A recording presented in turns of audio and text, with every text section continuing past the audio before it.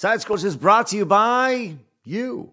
If you'd like to support the show, head over to patreon.com/sidescrollers. It's time for Side Scrollers on youtube.com. With me, Stuttering Craig. You got a goal? Go get it. Adam Krigler. Hey, buddy.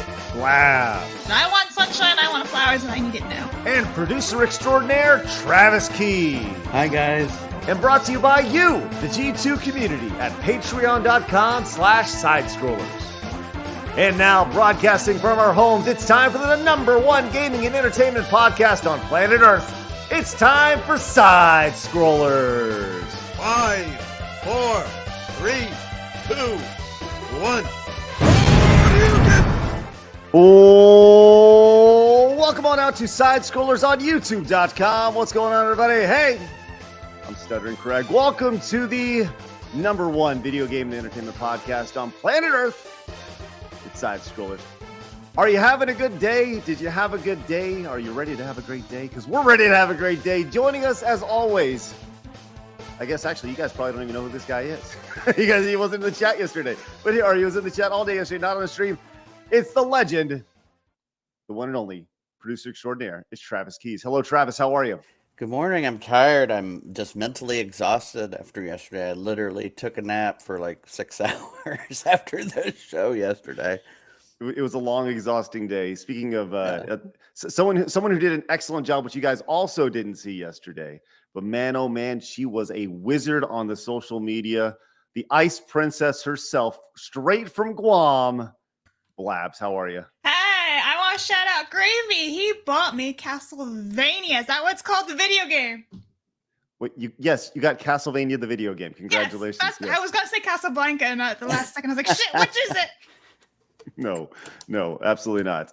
Yes, you did a killer job yesterday, Blab. Super Thanks. Proud of you, and it was great. Speaking of doing a killer job, man, here we are, the hero of yesterday, according to the internet. And I'll tell you what, he's always the best gamer in the room. They say he was cooking. It's now officially Chef Adam Krigler. Chef. Oh, man. Talk about being exhausted, yo. I was so hungry. I scarfed my food down, and then I was like, oh, shit, that's it? I mean, man, I could have eaten like 3 times as much food, but yeah, it was a show yesterday. Wow. I didn't know what to expect going in. I kind of had an idea, but man, did I have no idea. It was that's pretty much what today's show is going to be about. Getting together and just kind of, I don't know, Decompressing. Yeah, decompressing. I think more like a post show. We did a brief post show yesterday on Patreon with Blabs and Trav as you went out and got some food. And but I think a lot of people want to hear your thoughts on things, and Sure. So we thought we'd open it up and allow that. But before we do, I want to remind everybody I need to update my graphic. But we do have some great guests coming up very, very soon. We have Mark the Cyborg and James Rolfe coming up very, very soon. James is coming up. A lot of people have been asking about James. He'll be on the show on Tuesday the 28th. So looking forward to that. It's gonna be a great interview and show. And when is Mark going to be joining us? Mark's, I don't have the exact date in front of me. I think it's Okay. it is definitely next week though. And I talked to the Bay Staff Monday guys, and Darth Call, Quarter Black Garrett, Flawedzilla, Andreas Exertus, Georgia Giant Slayer. They are all interested in jumping on the show. They're all gamers, and they're awesome guys. Freaking let's go. Love that, man. Love that. We'd love to have all of them on. It's just great. So like I said, we got a lot of good stuff coming up. I know a lot of you guys popping in for the first time here on a regular stream, 11 o'clock, 11 to 12:30, whenever we get done, Central Standard Time. So glad you guys are here. If you guys are new to this channel, make sure you guys hit the subscribe button and of course the thumbs up button on YouTube to let people know that the show exists as we grow a little bit more every single day. Jay Rome came in with a tier 1 sub for 29 months. Is 29 months still going strong? Let's go, G2s. Hello, Blabs, Crag. Hello, Blabs, Crag, Trav, and the only and the one and only the Adam Krigler. Are you related to the aggro Crag? Man, dude, if I was related to the aggro Crag, It's your new nickname, by the way. The aggro Crag. I'm calling you Crag forever. Listen, this is not the first time this has been brought up. This is not the first or last time I'll have the name Crag in my life. I mean, you mispronounced your own name. I'm just saying, like, Blabs, then Crag. It's tough, Wow. man. I'm not a very good speaker. Reading Blame is Blabs. really difficult. Blabs, Right, is that how I you mean, say that? it's your fault, Blabs. Yeah, it's always my fault. It's actually Clearly. J Rome. J Rome, way to go! You screwed it up for me. Congratulations. Don't put it on the chat. No. Crack here. Hey, Rome. Disregard what he just said. Lying asshole. Get out of here. So today we're gonna do a debrief. A lot of folks coming in saying thanks and yeah, I say some of the best comments I saw yesterday were just like, wow, you guys killed it. I was totally wrong. I thought you guys were going to be horrible, but you guys did great, and that was really, really nice. Really nice. So we got a bunch of super chats coming in right off the bat. JG Winnell says, awesome job yesterday. Take these shekels. Thank you so much. Appreciate the shekels. And TJ Gamebox says, side scrollers have open DMs with me and for any support. Well, I appreciate that, TJ, and I'm sure we'll be in touch very soon for sure. Jason came in as a member for 5 months. Says, also, if you're on the Patreon, make sure to fill out the survey for the Side Scrollers Feud. Yes, absolutely. Lots of new patrons yesterday. We're going to be playing Side Scrollers Feud again very soon. And it's all going to be based off of patrons' answers, kind of like Family Feud and stuff. So, all right, well, let's get into this thing, man. Oh, I'm sorry, Rise FM. Okay, look, should we do all the super chats at the end of the show, or should we do them? No, we do it normally. Just read them as they come. It's fine. This is going to be great, man. Yeah. Rise came in with the $4.99 super chat. Said, thanks again for the interview yesterday. Definitely a new fan in me. Let's go. Rise, thank you very much. Appreciate that. Just one day at a time, baby. One day at a time.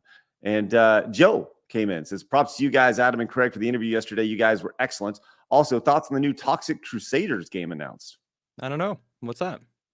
You don't know what Toxic Crusaders is? Clearly I don't. That's what I don't know. What's that? That's what that means, Craig. Yeah. Toxic Crusaders is it was a comic in the 80s, and it was a big like cartoon. It was like a kids thing. It's really messed up. Like it was something done by this company called Troma Entertainment. Okay. And it's all built around like ridiculously over the top violence and such. Anyways, it was turned into a cartoon in like the early 90s, late 80s, early 90s, and it's kind of had this cult following. And I didn't know they're making a new game, so that'll be very interesting. So whatever. All right. Playing with your beliefs says yesterday was brilliant. Congrats. Well, thank you very much. Appreciate that. Like I said, we got a lot to talk about. Evan came in. Look at this. Wow, that's insane. With the $55. Evan, what's up, dog? Evan? Says a little something for the hidden work Trav and Blast put in the stream yesterday. Love you guys. Oh, Evan, that's incredibly generous. Thank you. Yeah, I saw the clips going up. So Blab's good shit. And Trav, I don't know what chat looked like. I don't know what you were dealing with. Because I was, I was trying to really be there the whole time, really be present. And because I didn't want to miss anything. Because you can't miss anything when you're talking to someone like DSP. So good job. You got to stay engaged. You got to stay engaged for sure. Extra Zero says, happy Friday, G2s. Aside from how real yesterday was, I love the memes that came out of it all. I haven't seen a lot of the memes. I've seen some good ones. And X killed me. Yeah. Blab sent me that. I don't know who made that. I don't know either. Whoever made the press X for doubt with my face was freaking legendary. Yeah, that's a masterpiece. DarksydePhil came in with the $11 super chat. Says, side scrollers needs that money. They really do, to pay the bills, the electric bill, the internet bill. All true. He's not wrong. He's not wrong. Not wrong at all. Not wrong. Look at this. Anatard, Lord of Derps, says Adam should change his name to Giga Chad. You could have just chat him. I mean, it was right there, but I'll take it. CS with the super sticker. Thank you so much. Appreciate that. What's up, buddy? And Dynamite Hetty came in, says, great interview yesterday, Craig and Adam. Thank you guys. Appreciate your generosity is incredibly thoughtful. Thank you very much. Jay Kramer says, such a satisfying interview yesterday. Big ups. Thank you. Appreciate it. It's been really good for the channel. We're excited for it. Down forward, I want to say Dragon Punch. Down forward Punch says, great job with the East Coast Italian style interview with the robust style questions and Keemstar style appearance. Thank you very much. Shout out to Keem for jumping on and honestly being really respectful. Mm-hmm. Like I don't know when when Craig was like, "Oh, we got a special guest. Is it okay?" And it's like I was like, "Oh shit. Is it finally going to go sour?" Because I felt like the whole time, it was tense. Like it was a tense interview. I wasn't letting off the steam the whole time because I just that's just not who I am. But then Keem came on and he said, "I'll be respectful in private chat." And like he said, and he was. It was actually really cordial. And I have some things to say about that. But shout out to Keem for joining. I'll talk about it later. For sure. That was the most calm I've ever seen him. Yeah, it was great. It was great. Justin Kimmon says habitual liars will often admit to part of their accusations, but not the whole thing. In order to appear honest, Phil was doing that all day. I think that's one of those things that we were talking about body language before the show and people's body language, and most of the time when I was talking to the camera and not necessarily looking at the screen itself. So I wasn't. It's different when you talk to somebody in person and you can read how they're looking, how they're interacting, if they're leaning back, if they're leaning forward, read their body language. But it's a lot different when it's online because I'm looking here, whereas I'd have to be looking here if I was looking at Phil the entire time. And if I'm doing that, I'm not, So I'll be interested to kind of take a look to see how all that comes together. And once as you said, Travis, the body language experts kind of get a hold of everything. Yeah, it's going to be fascinating. I'll just say, I love watching the body language experts. But The Wandering Travel Vlog says, on a scale of 99% to 100%, how sure are you that DSP is the owner of the Down from the Raptors account? Also, under $1,000, hilarious. I mean, I'm 100% sure. I think it's his. Absolutely. Yeah, 100%. There's it's so weird that he was willing to expose more information about himself, like all of his personal expenses that no one cared about, no one talked about, and talk about his wife's restraining order, which he seemed very apprehensive at first to talk about before the show. He didn't want to talk about it. And then he said, he's like, fuck it, I'll talk about this. And then, but you're not going to just show your username on a mobile app or not even to the public world, to Craig in a private email for him to be like, okay, it's not him, everyone. You know what I mean? Like, really? I think that? Yeah. I don't know, man. It was fucking weird. And then he was saying I'm not addicted to this mobile game, but I was addicted to the previous mobile version of the game that people claim I'm addicted to. And also this other game that I was addicted to, but I had a problem, but I beat that addiction and I'm good now. It's fine. Come on, dude. Really? It's your username. I think that I think it shouldn't be lost that we greatly appreciate Phil coming on the show and being so open about things. And on that note, major props for staying the whole time. Mm-hmm. Honestly, I was shocked, and I said this to him. I don't know if we were still live before I dipped out after I said this. I was like, bro, props for staying. You got some major balls for dealing with stern interviewers, because we didn't go easy on him at all yesterday. And then to talk to Keem, who he clearly had issues with, and to have it, he didn't come in here thinking all right, I'm gonna have to deal with talking to Keemstar as well. And it's dude, you stayed, and then the freaking Gundam clip, and he stayed, and it's you know what? All right, dude can take some punches. So yeah, out of you guys, did all of you think he would leave early or leave at some point? Because I did. No.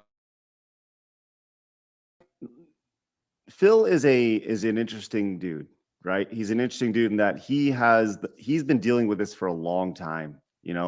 We dealt with the overwhelming swarm of insanity for 2 weeks, and he's been dealing with it for a decade. And well, that's because all of you didn't believe that we were going to be freaking do a good interview. But I'm not upset because a lot of you have apologized and said we were wrong. That's big too. Apologizing is big. Yes, a lot of people have apologized. Oh, if only someone could learn from maybe owning up to their mistakes and being accountable for their actions. Nah, Strange, isn't it? it's all good. Like I said, everybody. I think more than anything, we just kind of proved our mettle a little bit yesterday. That was said in the chat, and I think Com said that, and it was very, very nice. Metastep came in with the brand new YouTube member. Thank you very much. Appreciate What's that. up, Meta? How you doing? Bro? Not big. Not. Says You great were interview. close. I know. BBC, not Yes. BBC. You could, Yes. you know. Not BBC Entertainment. Says great interview yesterday. I'm glad you can objectively look and see the detractors aren't the monsters that DSP makes us out to be. Well, thank you so much. Some of them are. I was asked about it last night, and they said, Majority, no. well, I would say in any fandom, there are people who can look at things logically, and those who take things to the next level, right? In any fandom, whether that's you're talking about Phil, Marvel, or the Dallas Mavericks, right? Like there are people who can look at things logically, and then there's some people who just take it a step too far. There's going to be people in our community that do that. There's going to be people in every community. So I think that the fandom, the detractor community is just like any other community. They're just passionate what they're doing. So Yeah, like I said, I'm super surprised we didn't have to change the chat mode at all. Didn't even consider it. So that'll tell you how. And I only had to time out 3 people, ban 1 person out of 3,000. Yeah, well, over the course of the 5 hours, it was closer to 16,000. So Right. pretty outstanding. Dang. Moen Vision says, great job yesterday. Adam, you missed your calling in life. You were like a prosecutor the way you grilled Phil on the stand. I have very little patience for bullshit, and I call it out. And I think it's money, and the way that I called Tim Pool out is the reason why I got canned from Timcast. And I love it. I love calling people's bullshit out. And the closer you are to me, the more I call out your shit. I don't know Phil at all, but I went in saying, like, I'm not going to let anything slide. And Craig, you and I talked about it, and it's like Craig prepared such great questions that it would have probably been a good interview had I not been there, because you weren't letting him slide either, and I don't think you're getting enough credit for the work that you put in for that interview. So I think our combination of you being prepared with really good questions and me just like soaking in what was happening and just, calling it as I see it, You knew just enough. You knew just enough to where you could say, like, well, that's not right. And I knew way too much. Yeah. As a viewer, to me, it seemed like Craig had the substance and Adam had the style of the interview. And that's just, you know what I mean? And not that you didn't have any substance either, but that's the way it Craig, you have no style. Or that you don't have any style. Breaking news. Trav says Craig has no style. style. Damn it. As a 41-year-old dude with a wife, 2 kids, and a mortgage, I am well averse that I have zero style. All right. But just as a viewer, that's how it came off to me. So, well, and you're right. You're 100% right. I think that it was one of those things where, but it played out exactly how it should have been, because you caught things. You caught things that I didn't catch, and I caught things that you didn't catch. So, and that's exactly why having both of us there was important. Jason came in, says, a little something for the great work Blabs and Trav did yesterday. Absolutely. The Pounder says, does it cost $5K a month for each of you to stream? Nope. Does not. No, it's like, no. That's a laughable a simple no. Yeah. Simple no. It costs time after the initial investment of getting your webcam and your computer and your lights. That's pretty much it. So Metastep came in with the nice super sticker. Thank you very much. What is that? I was like, what is that sound? Oh, that's the UFO going. Someone in chat asked me to spin it, so got to spin it for chat. Christian says, listen to the interview on a long bike ride yesterday. Funny stuff. DarksydePhil, new subscriber piece. That's a long bike ride. Wow. DarksydePhil. Yeah, did you go on a 5-hour bike ride? That's insane. Lord. He's like, I don't want this bike ride to end because I still got more to listen Just to. keep pedaling, man. It's gonna be good. It's a good workout. Freaking went from one side of Texas to the other side of Texas. A freaking Forrest Gump over here on his bike. That would take a lot more than 5 hours on a bike. This is true. Yeah, right. Just saying. Gamer 2 says, don't let Phil's fake nice guy persona fool you. He's a very toxic on his own streams and bans anyone who brings evidence that contradicts the narrative. He lied about literally everything yesterday. You don't have to tell me, gamer. Sophie says, thank you so much, Sophie. Says, great job, Craig and Adam. Best part of the interview was Phil looking like he was going through puberty backwards and sweating like nuts. Good show. Was he sweating? I didn't notice that. Ah, It's puberty backwards. What is that? I've never heard that. That's hysterical. Oh my God. Super Nate says, you guys did excellent. Nice seeing Keem show up on the show. Phil, on the other hand, well, You know, We the wouldn't have been sad able part- to do the show without Phil. that's so. right. The saddest part of all of it is seeing Phil on the show with you guys yesterday. If he didn't have all this crazy shit, he would be a good host.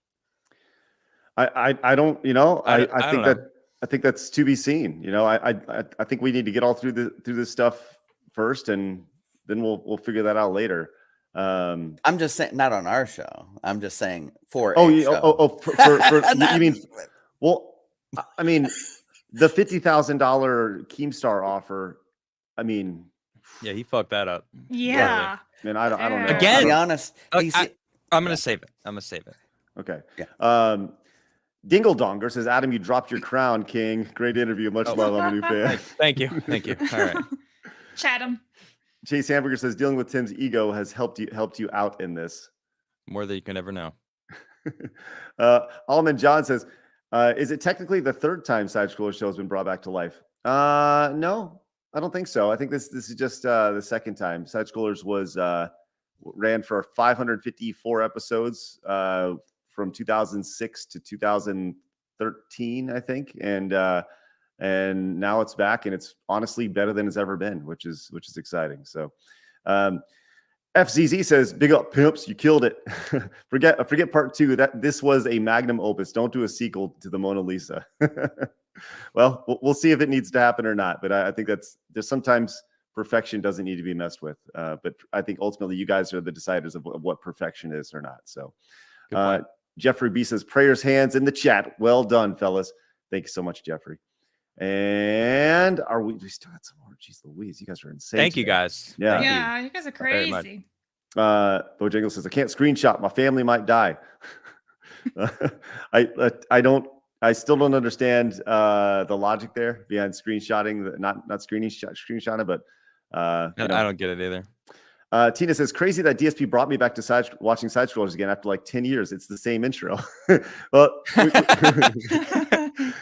I think that if I was to change the intro, people would riot. But yeah, it's very similar to it. And that's mainly a nostalgia thing. And I think ultimately over time, I love it. We've only been back for a month, so I think over time it'll morph and evolve and change. And today actually was technically a new intro because Blabs was in it, which is Well, great. actually, yesterday was my first time on DSP's intro. That was cool. GK says, I can see why you're not making it as a journo, Craig. You did great, and that's not something news industry would want from you. That's Good true. point. He's got a good point. That's true. Hey, I saw Yellow Flash in chat. What's up, dog?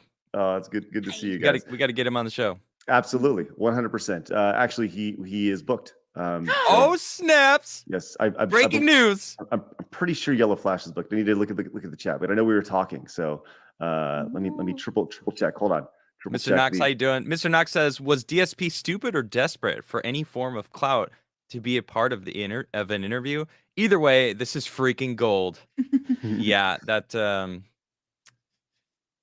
I don't know. I think that he likes our show. He said he watches our show, and we have a lot of fun on this show. And I think he desperately wants to be relevant and desperately wants to be successful, and just does not know how to do it properly in this world. And I mean, you got if you've done the amount of shit that he's done without being honest and holding yourself accountable, he's never going to be able to shed that stigma that he has. It's impossible right now. Unless he owns up to it, it'll never happen, because everyone will always hold that against him. And he just wants to like pretend like all of it. Oh no, it's all in my past. Like, let me just start fresh. And it's never going to happen, dude. You Right. can't start fresh, because the internet is forever and all your shit's on the internet. So unless you own your shit, it's just going to keep piling on you. Right. I think the closest he was going to get would have been after the show. He Yesterday. Right. This was He the didn't closest he ever had Right. to finally resetting, and he chose not to take confirm the with you, offer. Craig, and he chose to fucking talk shit on Keemstar after the show. And it's like, bro, what the fuck is wrong with you? Anyway, I know we Yeah. got some more. Yeah. I got more to say. I'm just say, just so you know, Flash will be on the show April 7th. So Ooh. Nice. So my sister's birthday. All right, nice. It'll Happy be birthday, Adam's sister. in Party time. April 7th. Trevor says DSP lied to you about WB champion spinning. He actually spends $10,000, not $1,000. He also docks one of his viewers in a private Discord. Yeah, that viewer actually came in yesterday and last night when I was talking about this a little bit, and that was actually I was actually going to bring them up during the stream, but just didn't have an opportunity. So Yeah. Craig is aware of, and Adam's aware of, like 90% of all of this stuff. I know way too much about Phil. Yeah. Way too much. And 5 hours was already too much. Yeah. Dan Vasquez in chat. He says, I only Oh my god. wanted to know what DSP thinks of Outback. Love it. Damn it, we love didn't ask Dan. him. I'm sorry, Dan. I'm sorry. Maybe if there's a part 2, it's the first question. Maybe. Dabby maybe. says, big ups for the interview. I've been watching Phil for 10 plus years and he will always be a liar and a scammer. It was nice to see some pushback. Dabby, why do you, like, if you've been watching for 10 years and you, like, Yeah, why do you watch? Why do you keep watching? Like, It's probably an addiction, honestly. They watching, watching people break down. I mean, it's something that people are addicted to. It's a freaking hot mess. Watching a hot Maybe mess, it's you like know. a show. You have to watch it end until he's done streaming. They can't finish it. Like a show that goes like horribly wrong after like 6 seasons, but you have to keep watching because you want to know how it ends. I think Maybe it's more that's like it. I think it's more like why Jersey Shore was popular. True. Because Right. it was just a Oh, yeah, I bunch forgot of about fucking that. shit show going on the entire time. Well, I think was that that's- Yellow Flash? Oh, yeah, sorry. and that's what the chat is saying right now. Is like that's exactly what it is. It's a train wreck. It's a reality show. It's Right. It's like Yeah, yeah. ongoing type thing. So Exactly. Yellow Flash says I can relate to DSP because I once dropped $70K on something and it was financially painful to do. It was called a mortgage down payment. Oof. Good for you, Yellow Flash. Nice. Congrats on that home ownership, dude. Way to go. Sounds smart. This sounds actually, smart. Get a good ROI on your house for sure. All right, let's see. I think we got a few more. And I'm still, golly, it keeps the chat has been so busy today. It's ridiculous. Mr. Dr. Inspector Larry says, thought I was going to get a nothing burger and ended up getting a triple bacon cheese Whataburger. Great work. Thank you very much. Appreciate that. We do our best to serve them up hot and fresh here on Side Scrollers. Biggest Boss came in and says, here's some cash. Don't spend it all in one place unless it's Apple iTunes. We'll probably pay taxes on it first before we spend it. The 1651, that's an inside joke with all the detractors. Is it? Okay. Yes, Crashgen, thank you so much for the 1999 super chat. You guys are incredible today. Thank you very much. Continue to scroll. Rise FN says Adam MVP. One hundo. Adrian says I'm personal friends with the person that DSP doxed. Yeah, that's not cool at all. I think that was. We talked about that briefly about, kind of him holding that information over people's heads. I don't think in any situation that's cool at all. I don't like that he said so many times throughout the interview, conveniently. I don't remember saying that. I mean, I've been doing this for a decade plus. I don't remember saying that. Going back to Oh, that sure. saying. Just, Like, I don't, bro, yeah, I don't remember saying that. Yeah. You don't remember? Like, here's the clip of you saying it. Do you remember Receipts. now? Do you remember now? All right. Mm. How do you feel about it now that it's proven that you actually did, in fact, say that shit or do that shit? I don't know. It wasn't a threat. Bro, it was a threat. All right, maybe it was a threat. So it was a threat. It was a threat. It's like, frustrating. Like pulling Sorry. teeth, really. Trying to get the words But out. I pulled him out, though. You did. He did admit, finally, that it was a threat. I was like, ha, yes. Mini victory. Let him Gotta take cook. it. Let him cook. Age Sicky says he previously mentioned alcohol issues. Looks bad. We didn't even that's something actually I wanted to discuss. God, we didn't get a chance to get into 5 hours wasn't enough time. Honestly, dude, Adam, we barely scratched the surface. I know, dude. I'm telling you, we could probably do a 4-part series with you. Documentary. I don't get paid enough. I'm not his therapist. Oh man, That was a free session, dude, that we gave him. yeah. I just keep going back, man. You guys were right. He had an out. Like we He had gave 2 him this outs. we gave him these outs, and he wouldn't take it, and it was so frustrating because it's like, what can you do? What's the old saying? You can lead somebody to, I don't know. It's like You could lead a horse to the water, but you can't make him Yeah. drink. right. Well, and think about, he couldn't even admit the little shit, like what Adam said. I can't get him to admit this tiny little thing, and I got to fight him over it for 35 minutes. And then he finally admits this one little, that you threatened somebody. The easiest thing to admit ever. Everybody's threatened somebody at some point. You know what I mean? I lost my cool. I threatened him, but I got to fight you for 45 minutes to admit that. You know, like, Yeah, the roundabout nothings. I don't like it when people say nothing. And it's like, bro, you're not answering the question. This shit's irrelevant. Stop talking about your detractors. Take accountability for your fucking actions. I mean, it was just like every fucking question. It was like, my detractors. It's like, what? Bro, we're talking about you. What did you do? Like, what's your perspective? Give me your answer. I don't want to hear about the shit on the internet that is talked about you. They're all lies, even though it's a fucking mountain of evidence that's proving it all true. Like, dude, it's fucking exhausting, man. I was tired. I was tired getting done with it for sure. You know, and I getting done, man. It was a lot. It was mentally, it was tiring. Like, we talk a lot about mental gymnastics, and I think that with just the mountain of indisputable evidence and the sheer circumstances attached to everything that they're like, Phil is either the most unlucky person in the history of the world with the most ridiculous odds against him, or he's lying. Bullshit. He's a pathological Yeah. liar. It's Right. very clearly lying. yeah, And when dude, you were talking to him about the bank statement, the odds of all of these things lining up. So how bank account numbers work is it's a routing number and an account number. Your account number is based off your name. So in order for somebody to get that account number, they would have to live where he lives and have his name and Ricada, and the people were same telling bank. me, Ricada Law, shout out to Ricada, he's fucking awesome.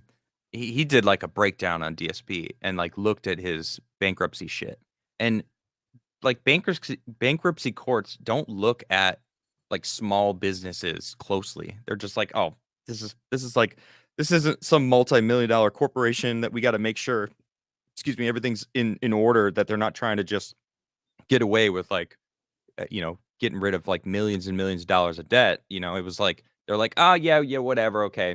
Whatever. I don't know. I think it was all bullshit. Phil always backpedals with the bank leaks. He first says they were doctored statements with some real retractions and some fake. Now he says it's all fake. Mind boggles. Great interview, guys. Thank you. Yeah, appreciate that.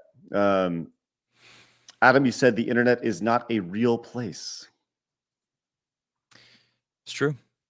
It's all fabricated. It's all right there. Galeth Knox says he's admitted to making at or near 6 figures, but he still begs. How is it that people who make half that with kids make it and actually have good lives? I have an answer for that.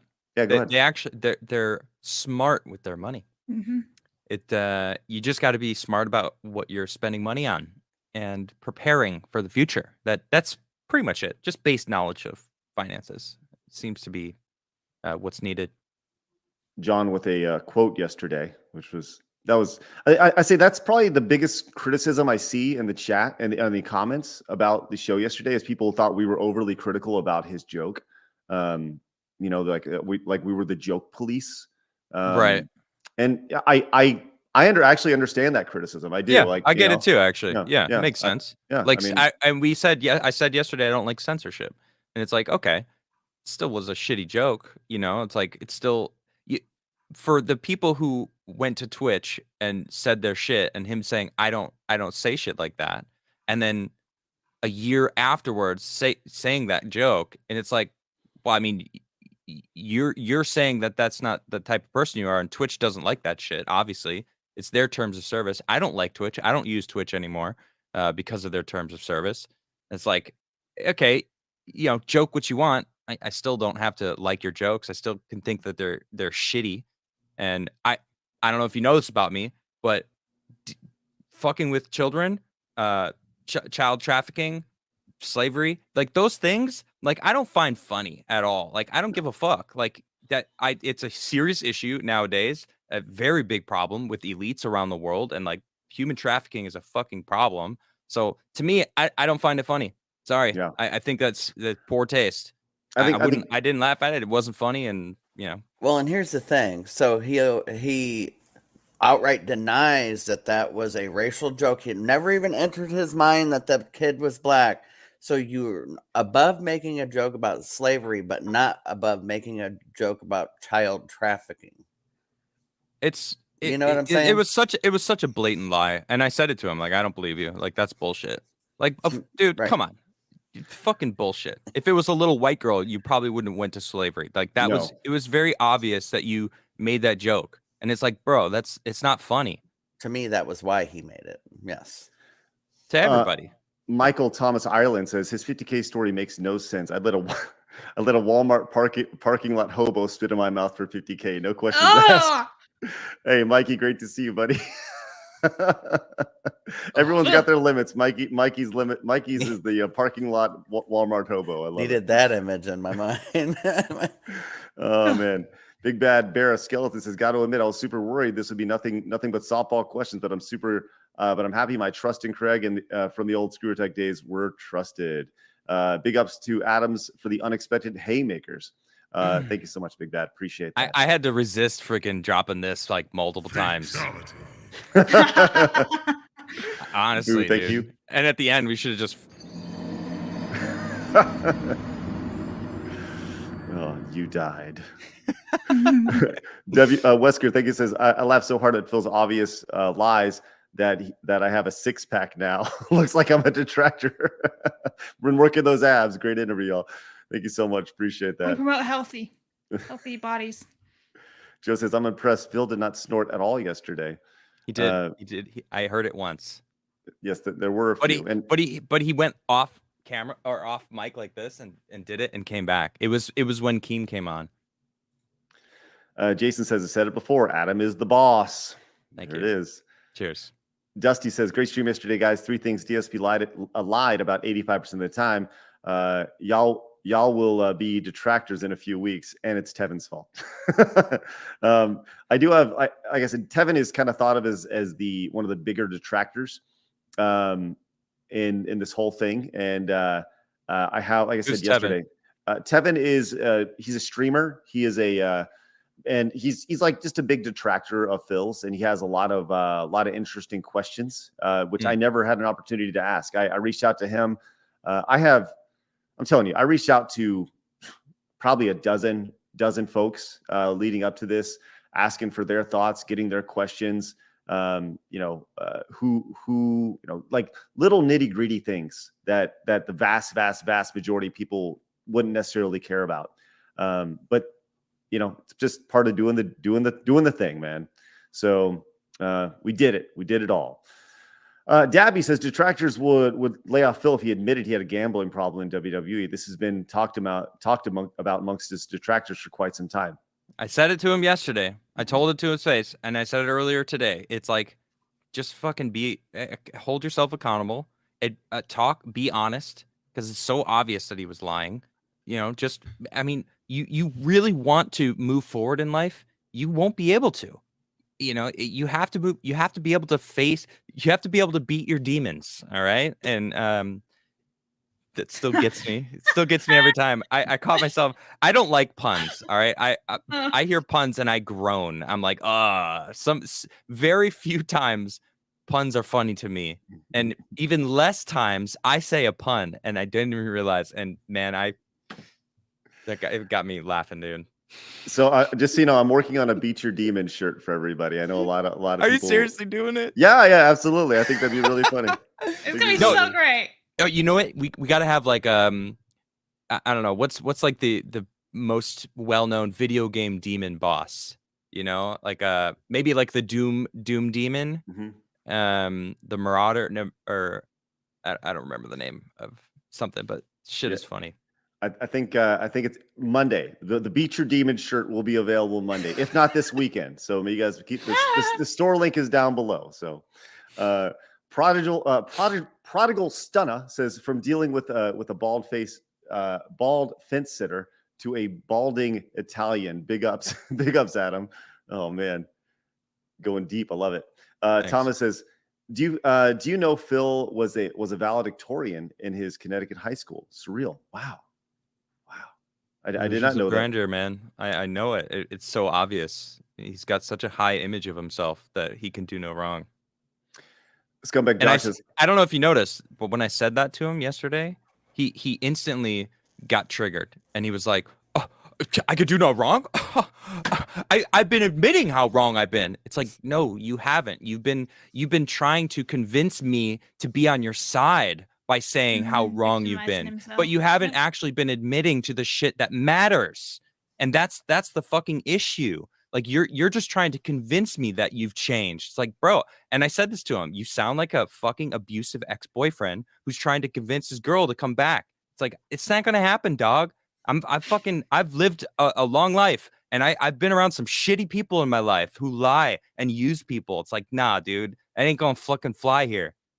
When he went into that, I got to stop my life to take a phone call. Yeah, if you're the one on air begging people for money and this guy literally tweets you about $50,000, yes, stop.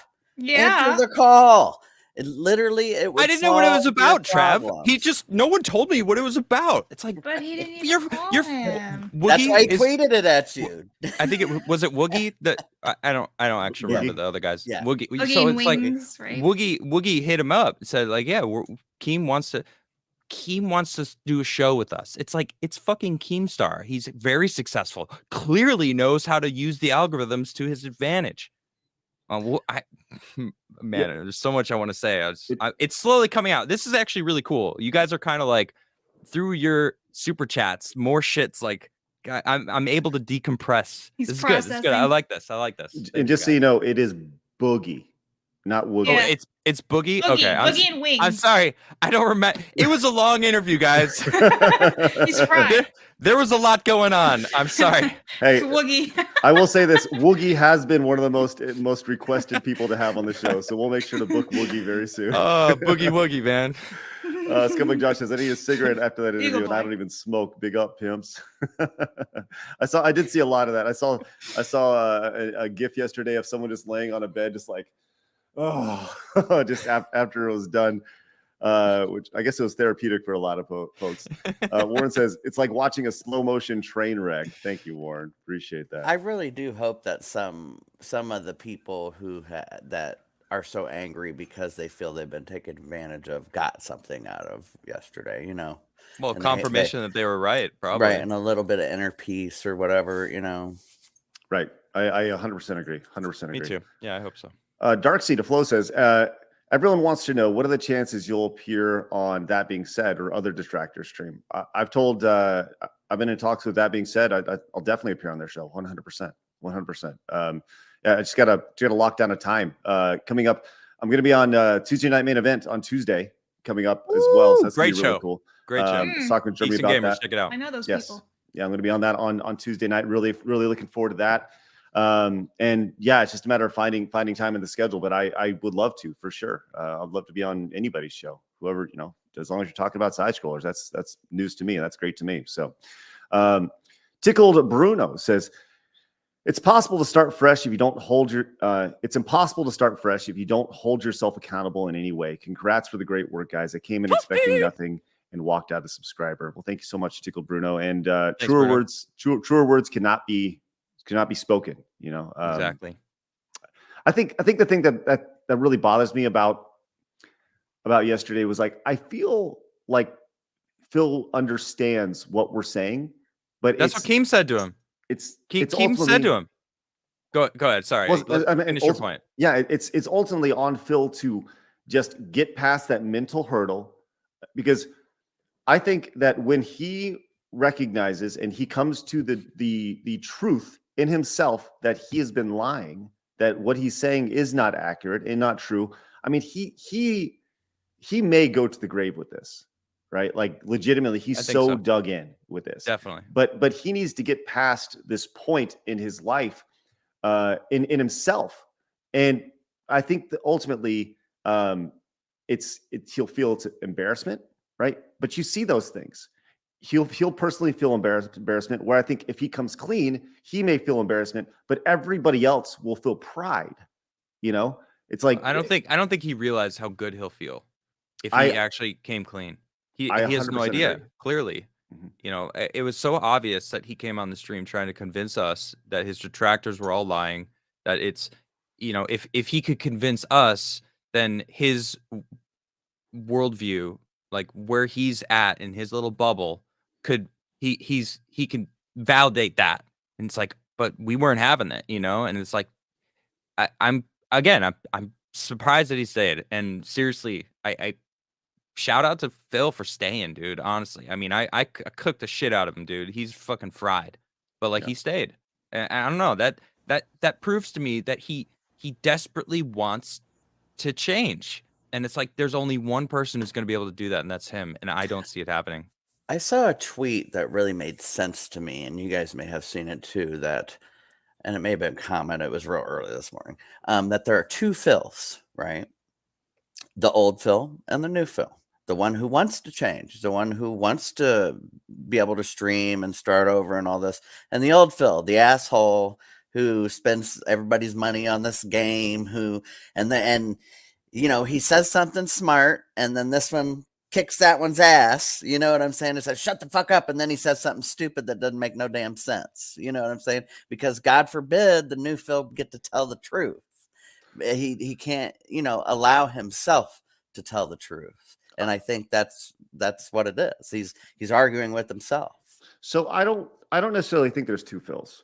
I think there's one Phil that hasn't evolved, right? That Level one. Well, and I think it comes back to the idea that Phil has been in his own world for the better part of 15 years. And that's kind of the dangerous thing of being a content creator online, is especially if you don't go out and you're in this cave for 12 hours a day, 6 days a week. You don't see what's happening around you. You don't see how the world evolves. And the idea of, like, a great example of this is well, the world functions through DMs and text and and things like that now. It's not done through email like it was 15 years ago. Phil's a dinosaur in that sense, and he hasn't evolved over time. He hasn't evolved with he hasn't been mobile and agile. And I think that's why he's still sitting at, like the world 1-1. So, well, and he has such a high view of himself. You know, I said it to him, illusion of grandeur, man. Like you really think that you're this freaking king on this pedestal, that everyone needs to worship you and give you money. And like you had it really well for a long time because there was no competition. You got into YouTube early, man. Like, good shit. But you didn't continue to evolve with the internet. You stayed stagnant, like thinking that you were worth people's attention, and you weren't. You have to adjust and cater to your audience, and he didn't.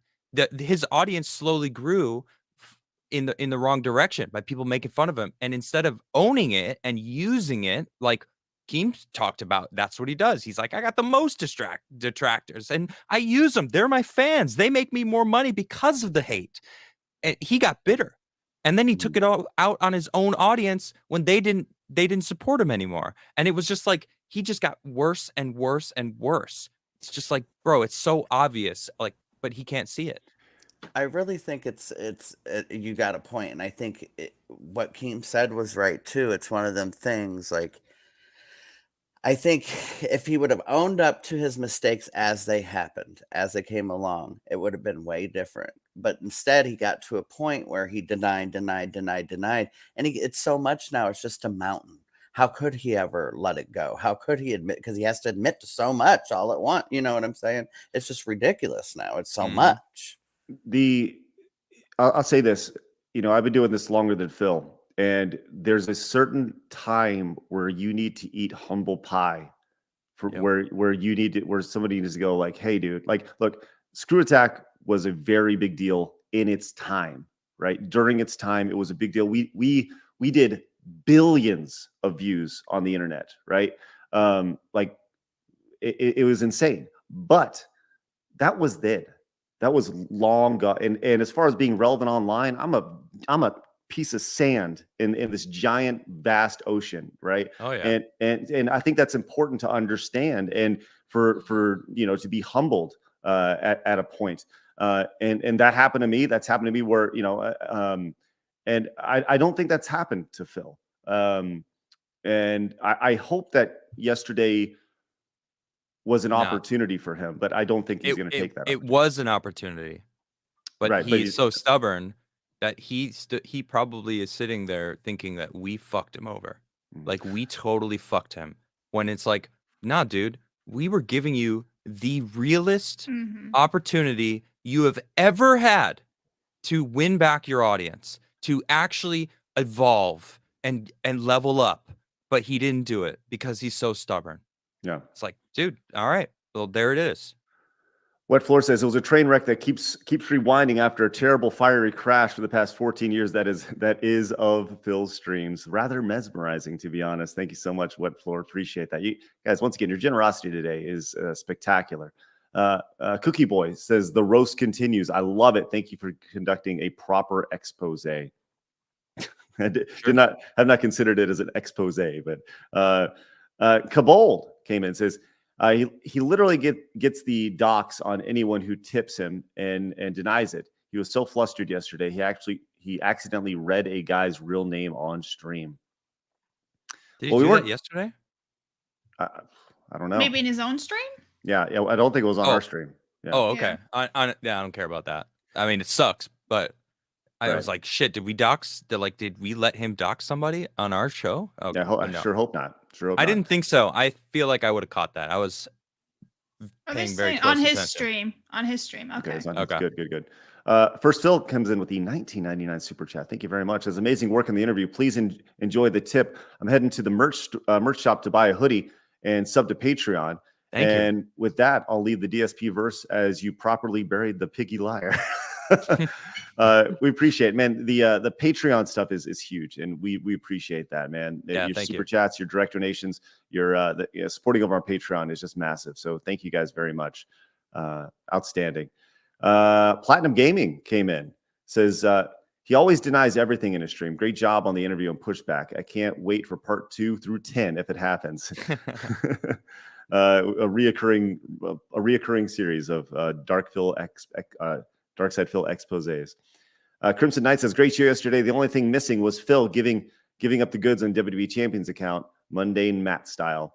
I think wasn't going to happen. Yeah, and I think that's probably the most. So he emailed me after the show. He emailed after the show, and he's like, "Yeah, love to set up episode 2." He said he's still on the fence about sending over the thing, sending over the screenshot, and it's too late. So right, it's too late. I think the best course of action would have been right then on the stream. Yeah, but I do said think to him, and he was right. I do think that if we were to FaceTime, yes, he would have to do it live for you now, right? Not for live for everybody, but for you. Mm-hmm. He would have to do it so that you could see it wasn't fake. You know what I'm saying? Yeah. And he'd have to log in so that it's not just like a screenshot that he edited or a new account that he just creates. Like, who the fuck knows, man? Right. It's too late, dude. Yeah, it's too late. You're right. Nothing matters. It's too late. You're right. He had his chance and he fucked it up. Michael Thomas Highland says the absolute best part of yesterday was Craig and Adam's face while Phil was lecturing Keem about his toxicity on the internet. Like, bro.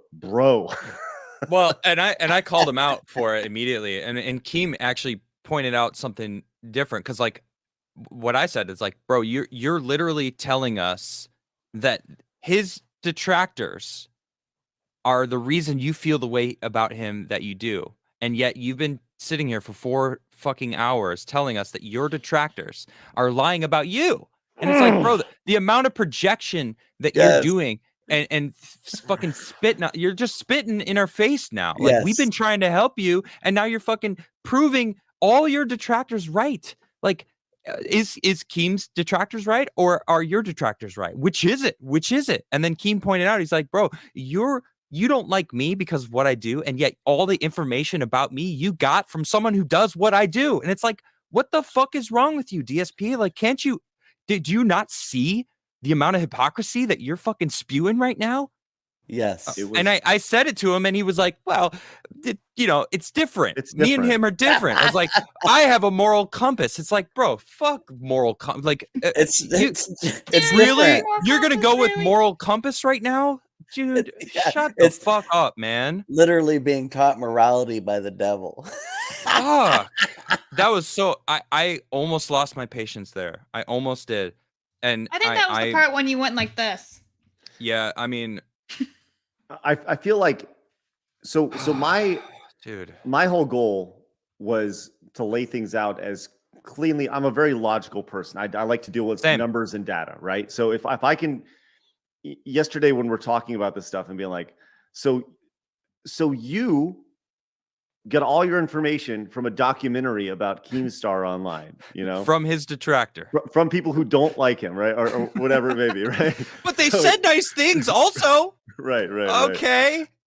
Oh my gosh, it's tough, man. It was It tough. wasn't a negative thing he watched either. So he got this negative idea about Keem from Yes, this it was. positive. No, I haven't it watched was. I don't know. No. He said there was positive things also. Oh, okay. That doesn't mean that even those are true. They could be fucking false. Who knows? Sure can. I'm just trying to convince my audience that because I'm saying nice things, the terrible things are also true. It's like, no, dude, come on. Are you that stupid? photo. Kizzy comes in and says, I'm a little annoyed. They shrunk my pads by 1.5 inches. Have you noticed this, Blabs? And I ordered no show socks. They show. Hashtag first world problems. Blabs, what is Kizzy talking about? Now, moving on. I don't want to know about this shit. Okay. This is a woman's question, and I'm good. Oh Hey. no! Oh, I don't know. pads. Oh, You're- How did no one I else get get it. that? I've got 3 Because they said sisters. socks. Listen, Yeah, I'm like, what do you I don't know what what- does pads I don't know. and socks have to do with it? No show socks. I don't know. Anyway, feeling just total toxic masculinity over here from Adam. It's ridiculous. No, What do you femininity. mean? Talk about No, Furbies. I don't want to was hear about actually, that. I No, was just- giving Blabs an out to not talk, know, I'm totally answer kidding. that question, which was rather personal. Like, Blabs, you're good. I got you.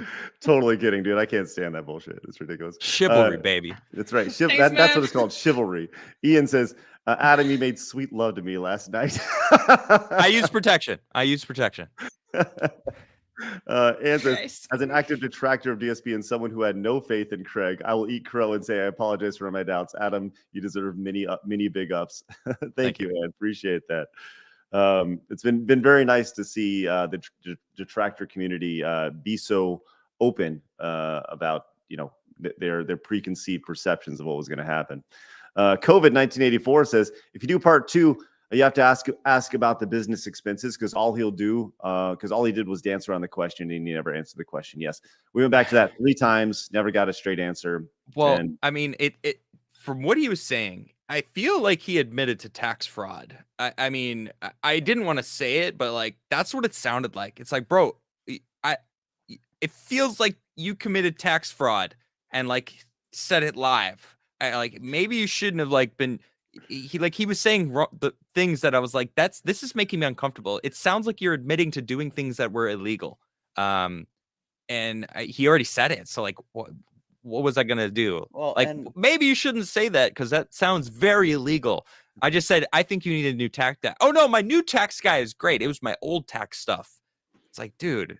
did you guys notice that he said, well, he doesn't keep track of his expenses. He doesn't do that and all that. And then what the fuck? then- You've been and doing then- this for 15 fucking years, Well, and and- you don't know how to do the expenses Yeah. of your But then business. This 10 is your minutes- main business since 2011. Sorry, Trav. No, you're fine. Please 10 minutes continue. later, he goes and gets a sheet of his expenses. He doesn't keep track of them. But he's got Right. them written down. I got them all written right here. Trav, you know what the funny thing is there? You know that paper was just blank. Shit Yeah. was blank. Sure. Just written Cut, off. trap, cut, fuck. Tickle Bruno came in with the $55 R whatever those are, the R's. Thank you so much. Says I started watching Phil 2 months ago, and I didn't believe he could be this bad, and he's even worse. He does the things he criticizes others for. He gaslights his audience, dunks on people more successful than him, always blames everyone else. Shame. Yeah, thank you so much, Tickle Bruno. Appreciate that. Once again, guys, thank you very much. You guys are the ones driving this conversation today with your super chats, and obviously we got a lot to talk about. Seriously, it's helping me actually process yesterday, because I'll be honest, after yesterday, I tried to forget it. Like I did a freaking long stream yesterday after the show, because I stream every day on my Rumble channel, the Krigler Show. Check it out. Shameless plug. And I was talking while you're at it, go buy some Krigler coffee. So thank you. While I was talking to my wife, because we were eating dinner together, and she was telling me about her day, and like randomly I'd be like, and then he fucking said this, like, who the fuck? And she was like, wow. And I'm like, I'm sorry. I'm just like, things are popping in my head that I'm so shocked that he said certain things and responded certain ways, and it happened like 3 or 4 times. And I had to like try to shut it out. So this is helping me process it all. Thank you, chat. You're not alone. You're not alone, because yesterday was one of my favorite days of the entire year, generally, not because of the DarksydePhil interview, but because March Madness kicks up, which is like this big basketball tournament.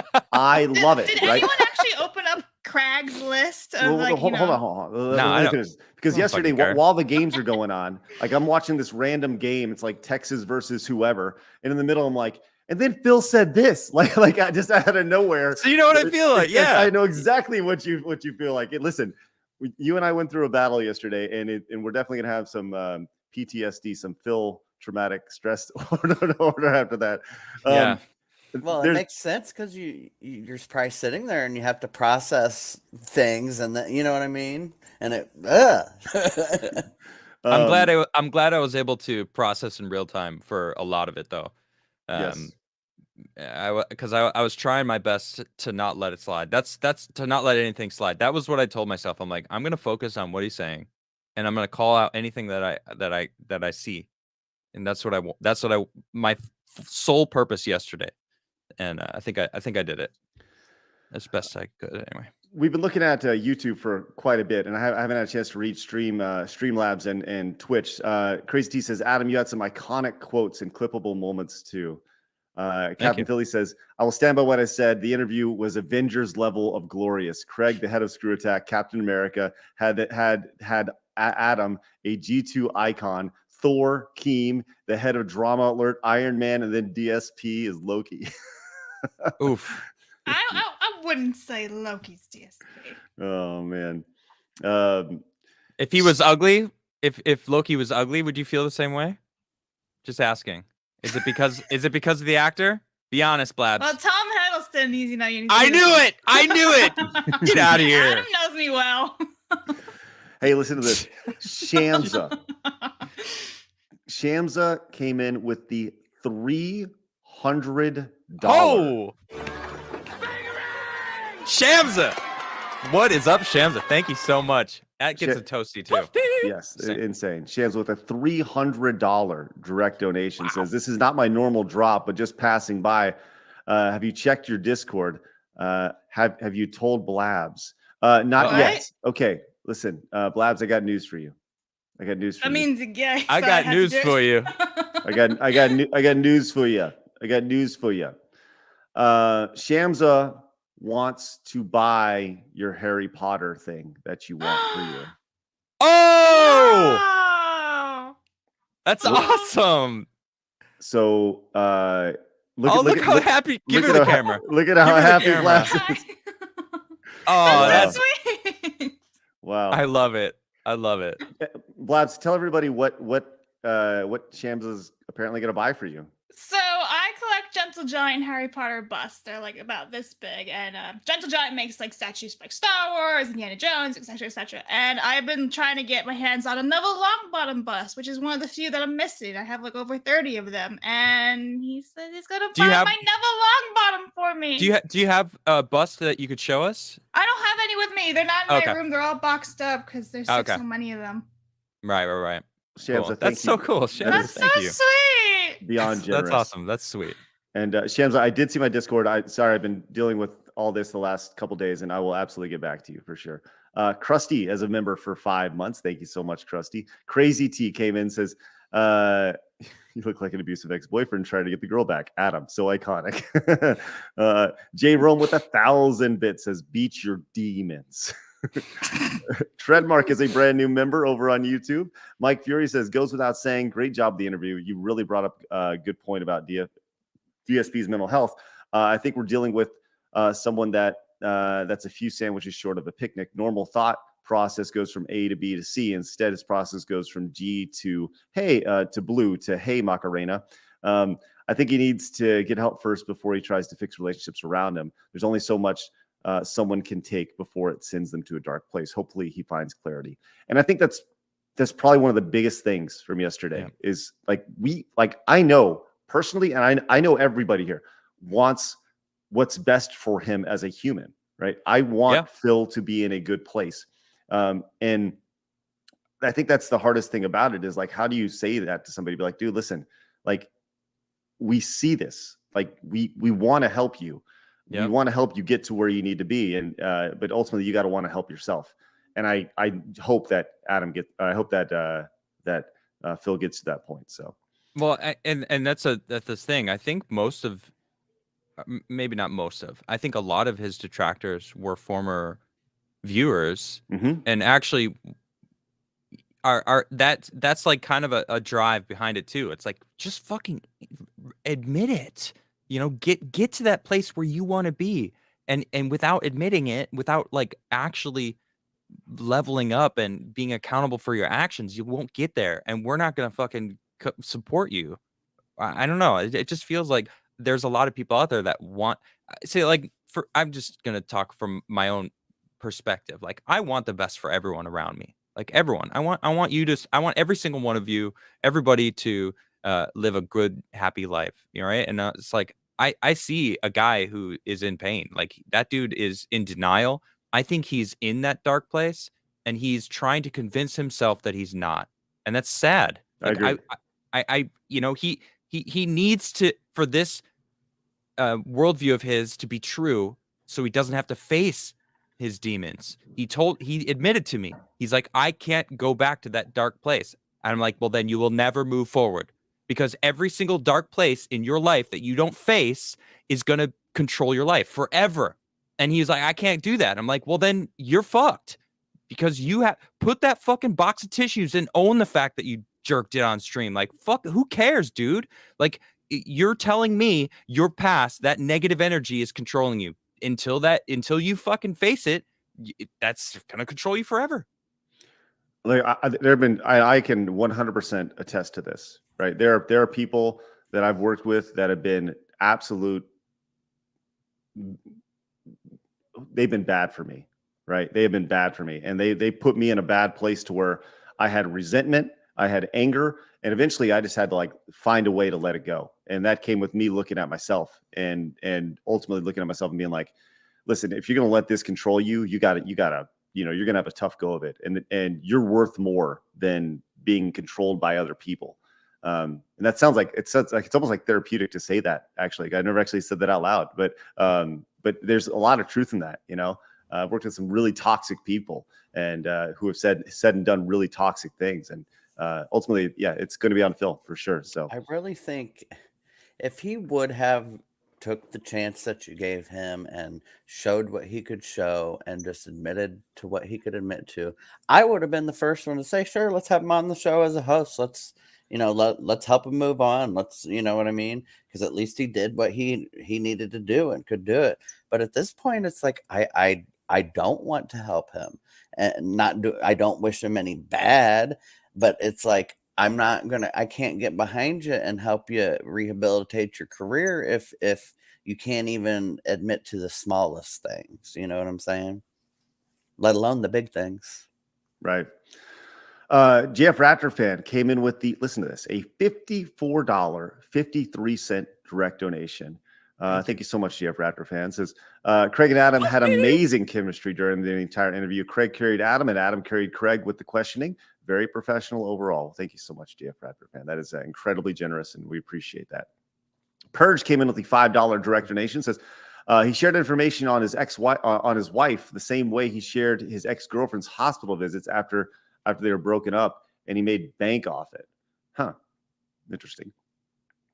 Weasel became a member. Says, what does DSP and a farm have in common? Detractors. And Mike R became a member over on YouTube. And Platypunk picked up a brand new piece of merchandise over on the merch store. And that one acts as people are going to look back at Craig and Adam as the instigator of the DarksydePhil redemption arc. That would be I hope so. I do too. I very much hope so. I want nothing but the best for him. So all right. Hellrel says, thank you for teaching DSP how to mute his mic. He did mute it randomly. That's true. We all have I noticed that. We all contributed in a small way. So Zavi says, enjoying the show. You have a new fan. Well, thank you, Zavi. Appreciate that. Greatly appreciate the support. Came in last night as well. Very generous. As we continue on, once again, thank you guys very much for your support today. It's outstanding. Jupiter Lounge says, he lies so obviously with such little effort. It's easy to prove. Here's a video of him lying with the evidence played right after Joe Rogan diagnoses DarksydePhil. Maybe we'll need to check that out later, Jupiter Lounge. But I think I've had enough of DSP. Thank you, though. Obi-Wan says he made a racist joke about a black lady in 2021. Right. Right. There was another moment that was brought up that there was a joke he made literally 2 days ago that he made about there was some sort of Asian culture or something going on in the game, and he made kind of I think a stereotypical Asian joke, and it's like, all right. I'm not gonna go after him for everything he said that's borderline, but it's like people are, if you can't own up to the things you actually have done, you know what I'm saying? They're gonna take everything that even treads the line and throw it at you. Oh, it was a joke about jailbait. It was like a 12-year-old girl or something, and he made a joke, and it's I don't know. It was supposed to be a kid. I don't know. It was. I saw it, and it's like censorship. Censorship, is a thing, and don't complain about being kicked off a platform if you're saying whatever the fuck you want, right? Say whatever the fuck you want. But if Twitch kicks you off because people are like, "Hey, he's saying whatever the fuck he wants," and it's actually really fucking racist, it's like, and they go, "Yeah, you've been pretty racist, and we don't allow that. You're gone." And he's like, "These assholes got me kicked off." It's like, bro, you're still doing it. You told me. And I fucking called him on it too, and he I don't know if he admitted it or realized that he fucking shot himself in the foot there, but whatever. By the way, we're way behind on the super chat, so we will get to yours in time. I'm reading one from 11:37 right now. It's 12:14. So wow. So we got a lot to go. So let's just crank through them. Yeah. Trudmark says, and the best part, DSP is almost 41 years old, and he is still like this. That takes commitment to the craft. The Cards Don't Lie says, wait, you mean spending $40,000 on JPEGs as sweaty muscle men in a mobile game isn't a good use of money? Thank you, Cards Don't Lie. Appreciate that. Warren says, thoroughly enjoying the show. Thank you very much. We'll appreciate it. Lots of new folks coming in the last couple of days. We greatly appreciate it. I want to remind you guys, we got some great guests coming up once again. We got Mark the Cyborg, Yellow Flash coming up. James Rolfe, the Angry Video Game Nerd, he's going to be joining us as well. Longtime friend. Looking forward to having that conversation with him as well. So make sure you guys come back on Monday as well when we're back Monday through Friday at 11. Logwood says, there was talk about part 2. Do you think Phil will actually come back after such a strong negative reaction to the way he handled himself? To be honest, I hope I have no idea. he realizes what he didn't do in the first one, and he comes back and does it. I agree. For doubt. I don't think he'll do it. Yeah. Insert the meme of me that someone made, which is fucking dope. Yeah, It's cool to be a meme. I've never been a meme. So I don't know. I guess I'll talk to him and we'll see if he wants to come back. He said he wanted to come back last night, but the morning after is always a different story. So we'll see. Ian says he'll never realize he is his biggest detractor. Ooh, you know that's that actually we didn't read super chats yesterday, and if you super chatted us yesterday, really thank you. And I feel like it would have gone a lot worse if we did read them all, because I'm sure there were people that wanted us to like read their super chats to him and see his reaction. yes. So yeah, thank you for super chatting us yesterday for that support, and apologies for not reading them. But I think you all kind of understand that it was a tense show, it was a tense interview, and I feel like it was kind of precarious whether or not he stayed the whole time. I mean, we got Craig got Keemstar to come on, and like Keemstar was talking to Phil. Like that was crazy, dude. I'm still kind of shocked that actually happened and that he stayed and that it was actually cordial. And it was well, it felt like it was actually getting somewhere until I guess Phil went on his stream later and was talking shit on Keemstar, who was throwing him a fucking bone again. Yeah. Again. Had he And apologized to Keem, I think he could No. have taken that deal. Oh. If he would have. I don't know. If he humbled himself. Yes. Not just apologize. Like straight up fucking humbled himself. Like, bro, I know I'm a fucking hot mess. Like everyone wants to hear that. Just admit it. You're a fucking hot mess, man. And like, then admit imagine, the shit. So they got this boxing match coming up. They could have started the podcast right after, and that would have had the heat from that going into it. Yeah, it's never You gonna know happen. what I'm saying? No, it's done. It won't. Way done. Keem's not interested. He could have rehabilitated. Yeah, he could have made so much money, rehabbed his career. Keem called it correct. He said, I can tell by your demeanor, by your reactions, by the way you're handling yourself right now that you know you fucked up this deal with me.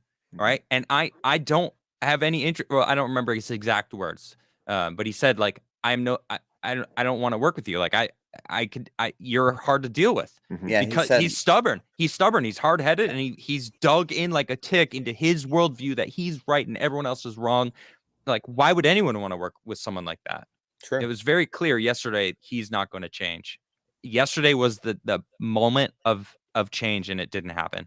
So somebody mentioned that yesterday was a life event for DSP. Like it was a potential life event. There's these. That's why I think he could still change. Right. Well, there's these points in your life where you have an opportunity to go left or you go right, and Phil chose to go one way when he had an opportunity. It's crazy to think about, the opportunity to kind of come clean, and he didn't chose to go anywhere. See, I think he chose to stay in his exactly lane, where he's at. His lane. Yeah, but that's what I mean. Not moving. If he level one, if he reflects on what happened yesterday, he could still take the chance and change. I doubt it will happen, but it's too late. What's he gonna do now? His inner self. I'm not saying his career. I mean, maybe it's not too late. I don't want to say that because Phil says he watches our show, so he might be watching right now. Phil, probably not too late. It's not too late, dude. And as Craig said earlier, all right, everyone here at least. I don't know about the internet because the internet is the internet, dog. You're never gonna change the internet. You got to learn how to adapt and roll with it. All right, but you're the only person that can change. All right. You had an opportunity yesterday. You fucked it up. All right. It's up to you, dude. You either admit and face your demons or you're going to be stuck where you are forever. And I wish you the best. Anyway. Just on level one. Same. Not just on YouTube, but like in life, Yeah. Yep. Exactly. Prodigal Summer says, why didn't you bring up Derek? Because the interview was about Phil and not about his community members. And I don't know who that is. What's that? So you don't have to bring it up. Just high level. It's a community member who looks at some shady stuff that has some that is thought of as having a very long leash in their community.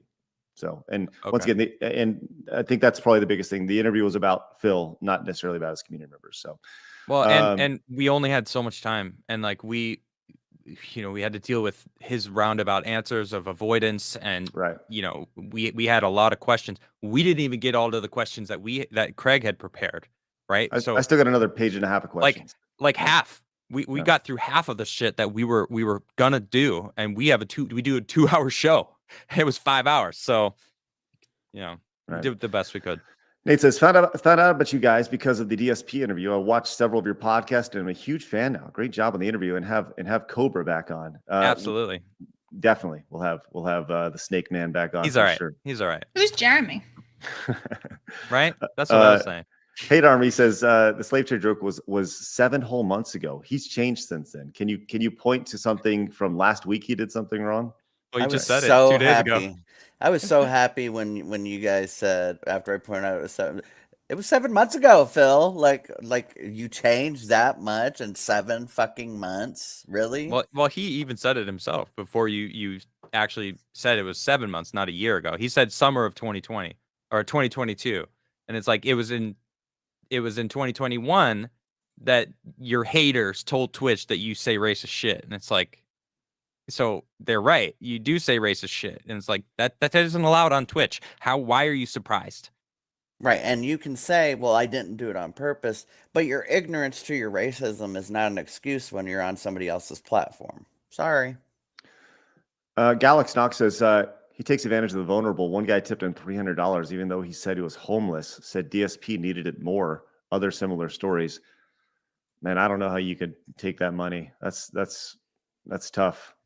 Yeah, after his moral compass, it's like, bro, you're homeless and you're giving me $300. Right. Phil says, Phil Collins, thanks so much, Phil Collins, says, did you guys see the she's jailbait comment about the adult Asian woman he made literally last week? Yeah, we you mentioned that earlier. Briefly mentioned that. Peter, I guess, says, greetings from Poland. Props for not being influenced by the Pygnosis. Welcome on in, my Polish brethren. I have a little bit of just a little bit of Polish in me. Some Swede as well. So Polish, Swede, Lithuanian. Finland? No Finland. No. Miku says, if you loathe that joke, don't hang around Nick and don't watch his Alex Murdaugh trial streams. I'm guessing the joke that we were talking about earlier. Well, Nick is awesome, and he also has been banned off YouTube and went to Rumble, where he could say whatever the fuck he wants, and it's like, and that's what he does. He knows there's a time and a place, and don't bitch when you're getting kicked off a platform that has it in their terms of service that you can't say shit like that. Everything Sport Cover says, do you think he'll be back on, or will you have him on? Last week, he shot me an email last night. He's ready to come back on. I think the best thing to do is to let this breathe and give this a little bit of time for everybody to kind of breathe. Right. It won't be next week. It won't be 2 weeks from now. I think the earliest it would be is maybe potentially sometime in maybe late April, like maybe May. I don't know. I want to give this enough time just to breathe. I don't want to do it too quick. And I want to give us time to, me specifically, time to research more, because there's a lot more. Like I said, we barely scratched the surface here. But just allow us to kind of get through this. So. Even for DSP himself, we want to give him time to reflect on it, just in case he does have a come to Jesus moment. It's not gonna happen. Nike Batista says, or NYC Batista says with the super chat says, I know it's harsh for Phil to hear this, but Review Tech USA was right about the incident. He could have capitalized. He could have capitalized on it. He would have made merch or whatnot. Would have ended his career, declined career right there and be rich. I don't think he would have been rich, but I do think that if you just kind of embrace it and you just kind of like, yep, I did it. We talked about that before. Just the idea of, Adam, do you want to kind of talk about that story, the story of kind of embracing when you trip or whatever it is? I kind of told my story the other day about. I on stage. So I said it earlier. I talked about him owning it and facing his demons and it being a darkness that controls you. It's like, trauma happens. Yeah. Trauma happens in everyone's life, and if you let it control you, then you're not in control of your life, and you should be in control of your life. And if you're not, figure it out. And he doesn't want to figure it out. He just wants it to be easy, like it was for a long time on YouTube, because he made really good money doing fucking nothing, Can I playing ask video you- games. Can I ask you guys a question? Do you guys think he has an addictive personality? Seriously, Trev? So Yes, of course. What the fuck? So do you Trev. think, like, even the jerking off thing, like maybe he was so addicted to doing it that it's the only thing on his mind. He can't even tell his camera's on. And I think that's how he gets when he's addicted to things, is nothing else even exists. And Ugh. that's why he gets to where he's spending so much money on a phone game. You know what I'm saying? Because nothing exists besides that thing he's addicted to at that moment. And jerking off can be a thing that guys are addicted to. Well, I mean, I think that was a one-off situation. At least, hopefully, I don't. Right. Know if there's any I'm other- just using that as an example, because at that moment, if he was addicted to doing that, he would have had nothing else on his mind. And that's why he forgot the camera. No Zaku boy says mining gout clout was an interesting move. You certainly impressed. Though. Phil learned nothing. Phil never will. He is the definition of pig-headed. So, but yes, I think Phil definitely has an addictive personality. I think that's the understatement of the day. Jason says also happy St. Patrick's Day from Ireland. All right, awesome. Yeah, it is. It is St. Patrick. Is it St. Patrick's Day today? It is. All right, nice. Is anybody Irish here? No. No. Don't even like beer. Tiniest little bit. I don't like beer either. Well, Kyle happy St. Patrick's Day, Trav, for the little percent. Kyle says, I could hear the hate that Adam has for even joking about trafficking. It's an awful thing going on. Also, I have a spinning issue. I accept help. Well, thank you, Kyle. He says. I accept it. Yes. Thank you. Appreciate that. True. Shane says, for someone that doesn't like puns, I always thought Adam has been quite punny. I never do it on purpose. It's just naturally so, like I like to come up with different ways to phrase things. It comes from my music background. Like I write a lot of my own stuff, and I always try to have like I don't know, different ways of saying things, and sometimes it turns out to be a pun. I've made my wife laugh freaking ridiculously, and I never even intended it, because she loves the pun that randomly comes. So Pun that comes. Coco says, I remember that Review Tech USC tried to send Phil a PC, and Phil got mad and called him a scammer, or it was a trap. I think it's all a lost cause at this point. I was talking to Rich last night on via DM, which I thought about emailing, but the DM. But we were talking because he was talking about the stream last night on his stream, and Rich was funny because he was high as a kite on his stream, and he had his shirt off, and he was talking about all sorts of stuff. But he actually brought that up, the idea that he tried to send Phil a PC to kind of up his production game and stuff, but I guess it was rejected to half court. Bojangle says he can't admit to WWE because he lied about it in bankruptcy hearings. Bankruptcy fraud would ruin him. Yep. Matty Ice says, for as much as he didn't say, his body language more than made up for it. I think he's mainly scared of admitting to WWE for IRS implications. That makes sense. Been brought up many times. Chris says, now Phil will say side scrollers mistreated him after hearing about your honest thoughts about the interview. I mean, I feel like we were very honest yesterday during the interview. I don't think that anything we were saying right now is anything we didn't say yesterday. I literally said it all to his face. Yeah. So, I haven't changed my position in the slightest. So, yeah, I agree. Our position is very simple. We think Phil needs help. I think Phil needs to recognize he needs to get help. I think that there's a lot of things that just don't add up in Phil's life, but Phil makes them add up in his life. So I want the best for the dude. I want the best for everybody.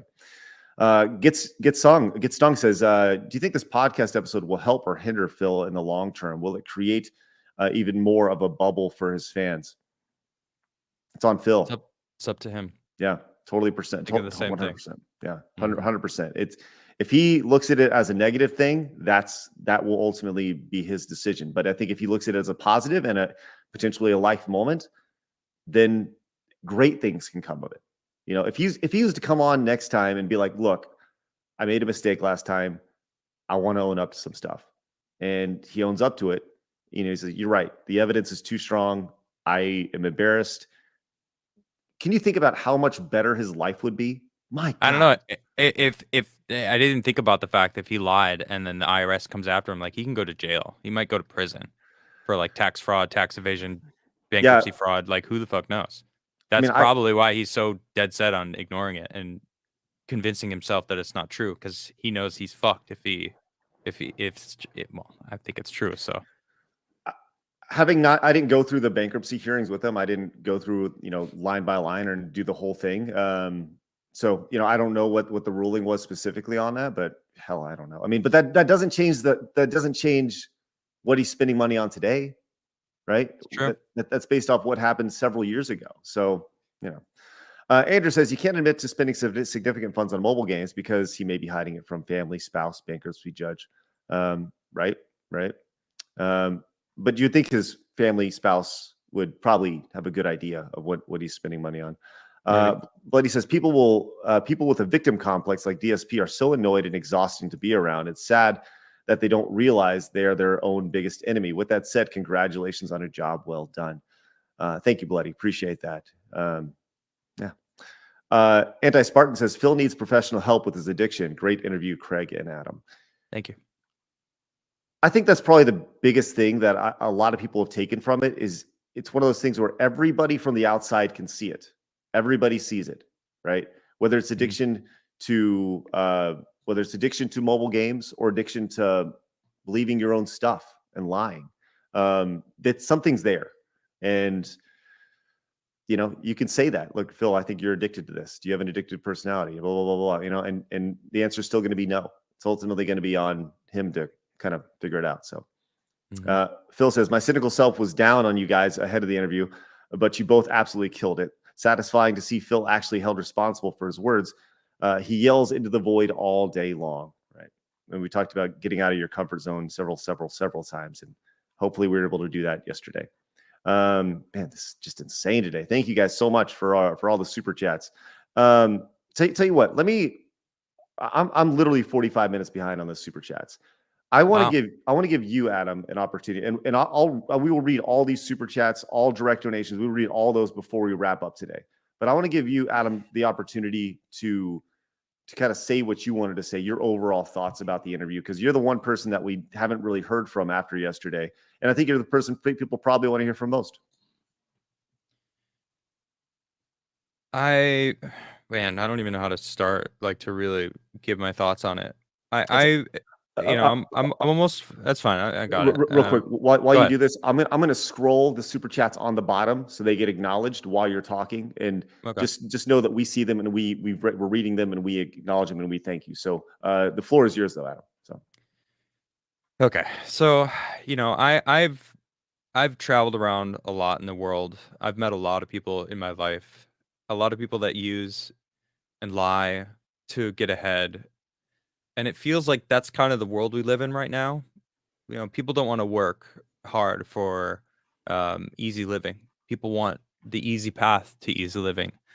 And life is a challenge. You have to work to be successful. The most successful people work their ass off to become successful. And I feel like most of these internet personalities, they try to get the easy path. And a lot of the people that are successful in this world work their ass off. Like, say what you will about Tim Pool, that dude works his fucking ass off and deserves the success that he's made, right? I mean, it doesn't matter what happened between him and I. That's irrelevant. Like, he works his ass off, is very knowledgeable about what he does, and he earned his success. And props to him, right? Someone like DSP, he just wants that success without any of the hard work, or he thinks that he's working hard. I work 6 days a week from he tried to lay out this whole thing that he works all day and 12 hours. He only gets an hour with his wife. Like, bro, that's a fucking problem. You should spend more time with your wife. You should spend more time doing other things and then making yourself right. I turned into a fucking therapist yesterday, and I'm not a therapist. I'm just a logical based person that I'm a straight shooter. I call it as I see it. I said it yesterday. My friends call me an honest asshole because I'm always honest with them, but they appreciate that with me because I'm going to be honest. Like, if you're doing some shit that I think is stupid, I'm going to call you out on it. I'm going to tell you, like, you're being a fucking idiot. Be smart with your money. Stop. You're spending $1 on a freaking mobile game. $1 is too much. If you can't afford to fucking eat or pay your rent or pay fucking electricity bills, what the fuck are you wasting money? Like, you shouldn't spend a cent. So it's like, even that he even admitted that he's spending any amount of money on that shit was too much. It's like, come on, dude, be smart about your money. It was so clear throughout yesterday that he's a fucking idiot when it comes to spending money. Yeah, I said it, Phil. I'm just being brutally honest asshole. All right. You get what you get when you're talking to me. All right. You came and I clearly, fuck, that was a bad pun too. Jeez. You know what I mean? Like, you came on our show and things happened, right? So it's very clear you're hiding something, and people are making really good points that you're probably scared you're going to get in trouble from going through that bankruptcy. You said yesterday the bankruptcy saved you. Like, everything was going to be good from now on. Twitch was paying you well, and these fucking assholes ruined your shit on Twitch because you say racist shit. And it's like, all right, you do. Like, all right, make those fucking jokes. But don't be surprised when you get booted off the platform, who are very clearly in the woke, man. Twitch is, I don't like Twitch. I don't like that they fucked over the partner program. It's not even worth being a partner anymore. And they have the freaking a deer on their freaking head of their, I don't know what the hell it's called. Like, who gets to be on? Like, I think it's a they. No, it's a deer. It's a deer self. I don't know what the fuck they identify as. Shit is crazy. But that's who's working at Twitch now. So what, are you surprised that your whole Twitch career just got flopped because some people called you out for making some racist jokes? Fine, make some racist jokes. Do it. Be you. Don't fucking try to act like you've changed. Own who you are. Don't be a fucking bitch. Fucking be the person you want to be and fucking own it. Find a platform that's going to allow you to be that person. All right. I gave you 2 great ideas for a show, right? This is how you don't game. Use it to your advantage. Own who you are. All right. Put that fucking box of tissues behind you because you did wank on screen. All right. Fucking own it. You're never going to catch me fucking pulling my dick out live because I'm not a fucking idiot. All right. You made the mistake. You were an idiot.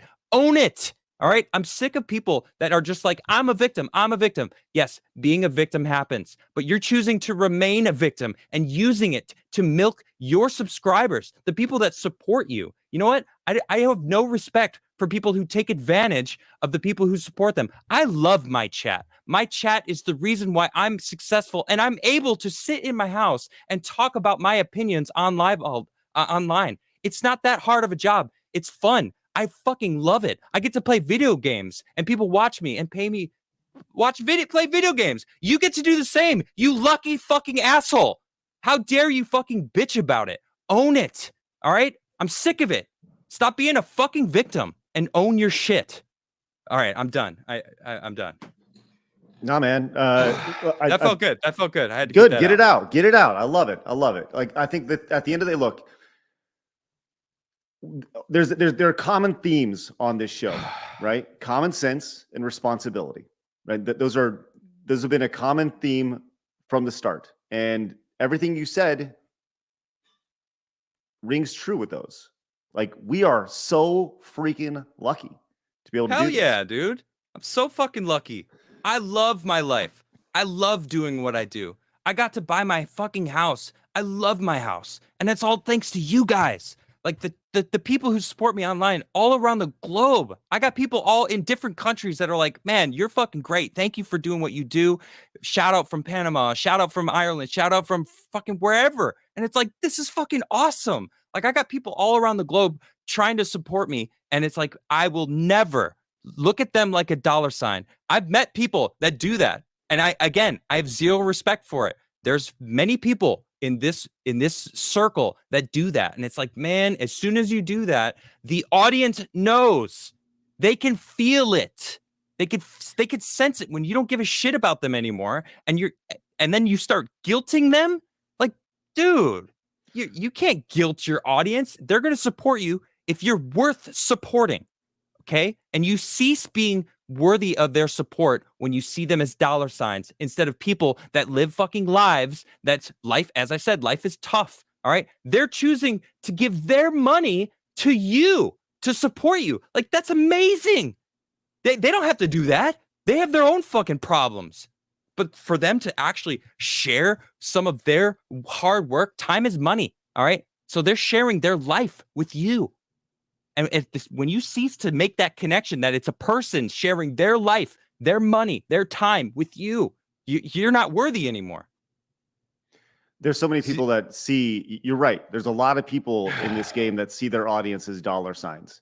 And that's something that look, you got to pay your bills. I get it. Right. But at a certain point, you know, when you are out there and you're, man, maybe too deep, but I had a business partner who told me to, who wanted me to apologize to an audience member because quote, they pay our bills.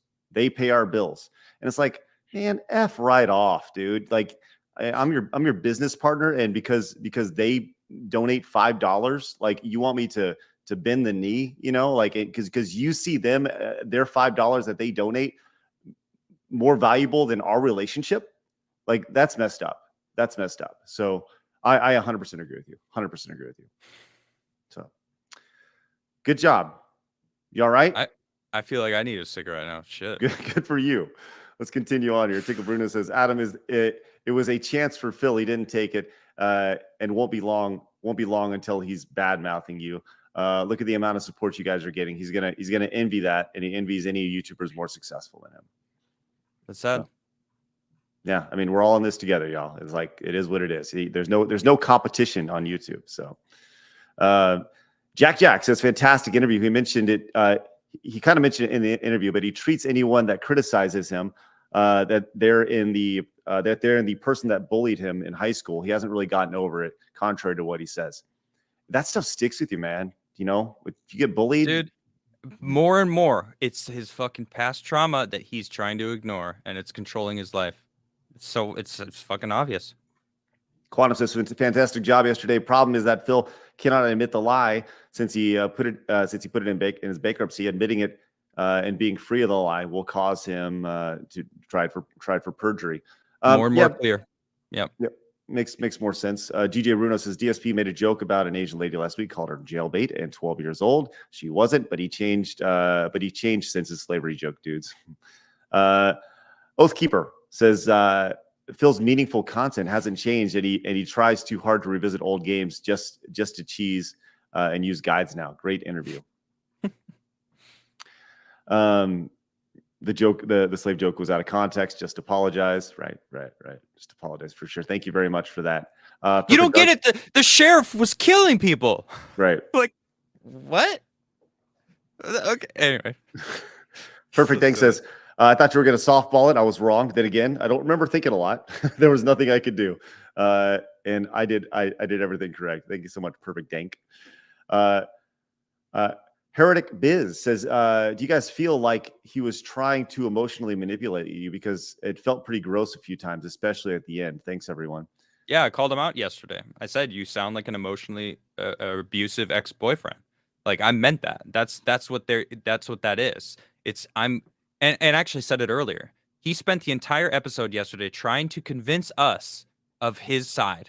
Like, honestly, and that's what he came on the show to do. You know, he wanted to prove his side of it, but it wasn't with facts. It wasn't with logic. And I'm like, I'm way too logical for you then, dude, because I'm looking at the facts. I'm listening to your logic, and it is illogical.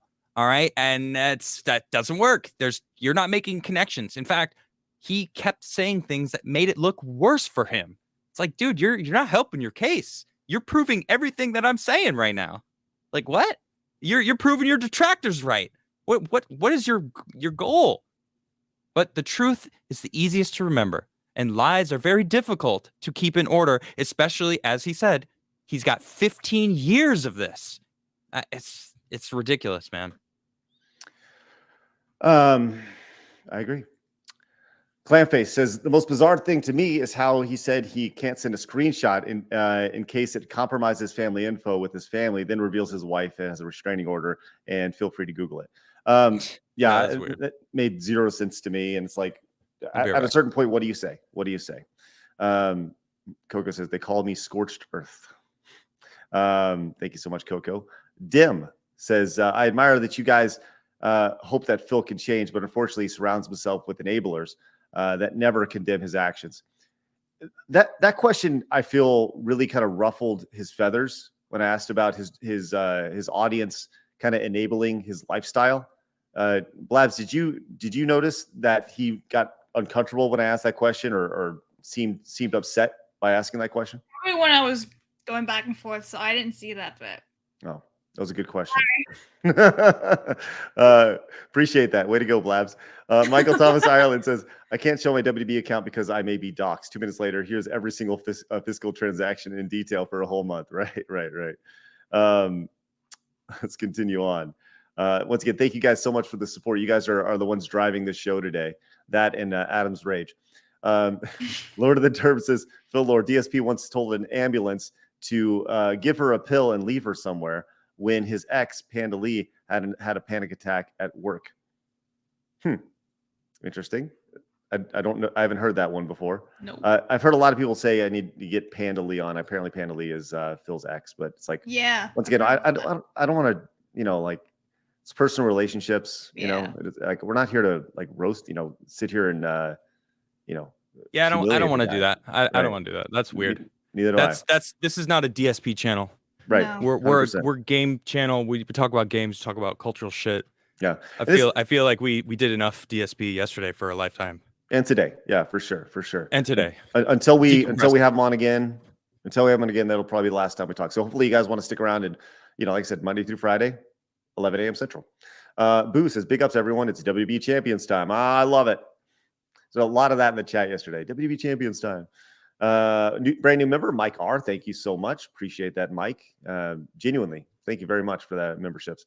Clamface comes in once again, says DSP also does this weird thing where he says two opposites in a sentence.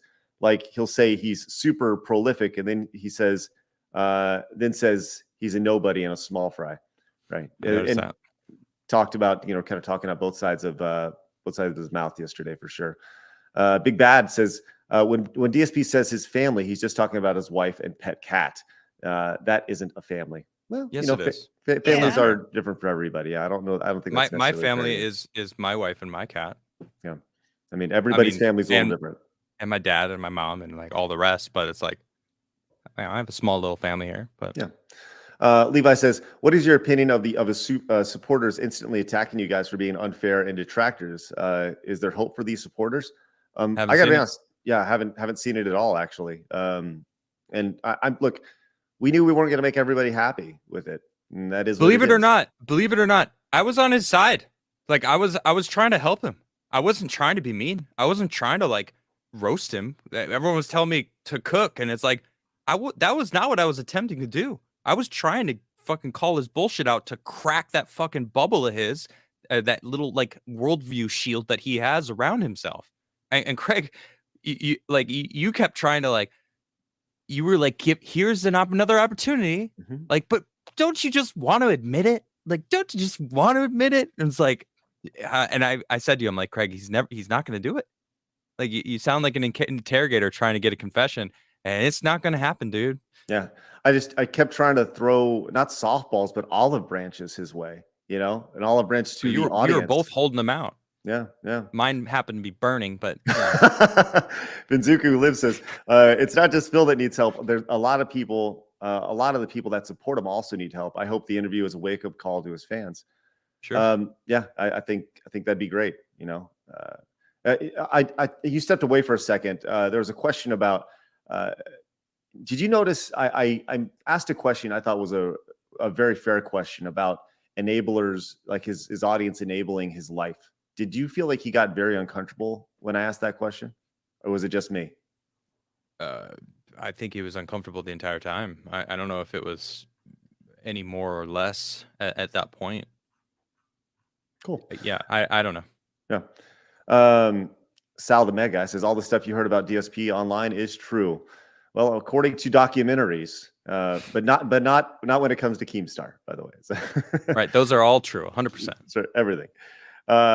Cody says, great work. I'd like to hear you guys ask about the Scorn incident and his inward slips. Lack of screenshot proves he's the WWE champ's whale. Yeah, I did see clips of some of the inappropriate things that he was saying for sure. And, you know, I don't care. yeah, Honestly, that's really like at the core of this. Like, I basically was his therapist yesterday, trying to help him, trying to point out the flaws in his logic, trying to point out the shit that he needed to do and he didn't want to do it. And it's like, you know what? Fine, I don't fucking care. I don't have time for DSP. Like, I don't need him in my life. I don't fucking. It's me never seeing or speaking to him ever again or seeing anything about him is not going to change my life at all. It's not going to improve my life at all. And I don't have time for shit that's not going to help me or improve me or benefit me. Like, I'm good. I'm very happy in my life. I don't need that shit. I don't need that energy. but And I don't think anyone else does. You helped so many people yesterday, Adam. You helped so many people. I hope so. That's look, cool. Look at it that I love way. helping. Look at it that way. I love helping people. Chill Murray says, you dudes made me eat my words. Big ups. It was funny. AF as fuck. Sorry, I have kids in the house, so I can't really be. It's funny as fuck. to see Adam slowly become one of us dog. in real time. Thanks, bro. Appreciate it. Thank you. Appreciate that. Let's continue on. Once again, you guys have been incredibly nice today. Thank you very much for your support as I continue to scroll. Chase Hamburger says, part 2, ask what medical conditions he was amping up to talk about in the most childish and fake voice I've ever heard. He backed out very quickly. I think it was a stub toe, probably, if I had to guess. Well, I know stubbed his toe. gout is a big I'm just thing. kidding. Like gout's he has gout, a medical condition. But like It's I not said, a tax write-off. It's fucking weird that he said that. That's weird, man. there were a lot of things that were odd for sure. Drew says Phil is a textbook definition of a narcissist. 100%. Absolutely. Agreed. Zeb says, I strongly feel that Phil is on the spectrum. It explains a lot of his behavior, not disparaging, but it helps us understand his motivations. Yeah, that could be the case. I see that too. Kiwi says he probably lied to his wife about his mobile game spending, and if he admits it now, his wife would find out. Also could be true. Jay Kramer, this is why DSP has no friends now. I'm sure he has friends, but they're all online, you know. And that goes back to the idea of like when you spend all day in front of your computer, you know, doing this, you spend 70 hours a week, 6 days a week, 12 hours a day. You don't have time for a social life. You know, I agree with you, Adam. You can't spend 1 hour a day with your wife and be like, it's healthy. It doesn't make sense. Mind of the North Star says, like many skeptical detractors on Twitter, you guys shut me the F up and got me hat in hand. You guys crushed it. This is a great intro to side scrollers and want to see what's next non-DSP wise. Hey, that is awesome. And yes, Monday we return to normal programming. So yeah, we'll see what that looks like. Looking forward to it. Evil AJ says, welcome to the DSP vortex. Now you understand why he's why he's popular and entertaining for the wrong reasons. Okay. Yep, guess so. Jasper says, have you guys seen videos of the way he treats his fans and he doesn't get tips for a while on his stream? He guilt tripped them to no end. Yeah, we talked about it yesterday with him at length for sure. Idibod says, hard to believe Phil is a real person. I'll be looking for that t-shirt in the merch store. Yes, it'll be on Monday. I am promising a Beat Your Demons t-shirt in the store for sure. I see it in my mind. It's gonna have little devil horns on it and the whole thing. Urkuza, thank you so much for the super chat. Greatly appreciate that. Khan came in and says, thank you guys for an amazing interview yesterday. Big ups to the entire team. Yeah. And once again, I do want to continue to point out, like, Trav and Blabs did such a great job behind the scenes. You guys absolutely murdered it. And Thanks. so great job, guys. Tara says, great interview. Excited to see what's next. Yep. Monday we're back. Hawksworthers says, not knowing anything about his business expenses, but then saying multiple times he listed them off in bankruptcy line by line is pretty sus. Mm-hmm. Yeah. Yep. Yeah. Agreed. I don't really know. You guys are pointing out the obvious, right? Things that were pointed out yesterday for sure. Ice Yamato says, I'll admit I thought it was going to be nothing, but I'm glad I was proven wrong and gained a sub for me. He will change like the wind, then ban happy. Well, thank you. Appreciate that. Brand new super sticker from Rage Spot. Thank you very much. Appreciate the super sticker. Once again, thank you guys very much for the generosity today. Extremely nice, and I think it says a lot about you guys appreciating good stuff and good content, which I think yesterday was. Echidna says DSP said he promised his wife he would quit mobile games. Admitted he sank money into WWE, might cause a lot more trouble than just embarrassment.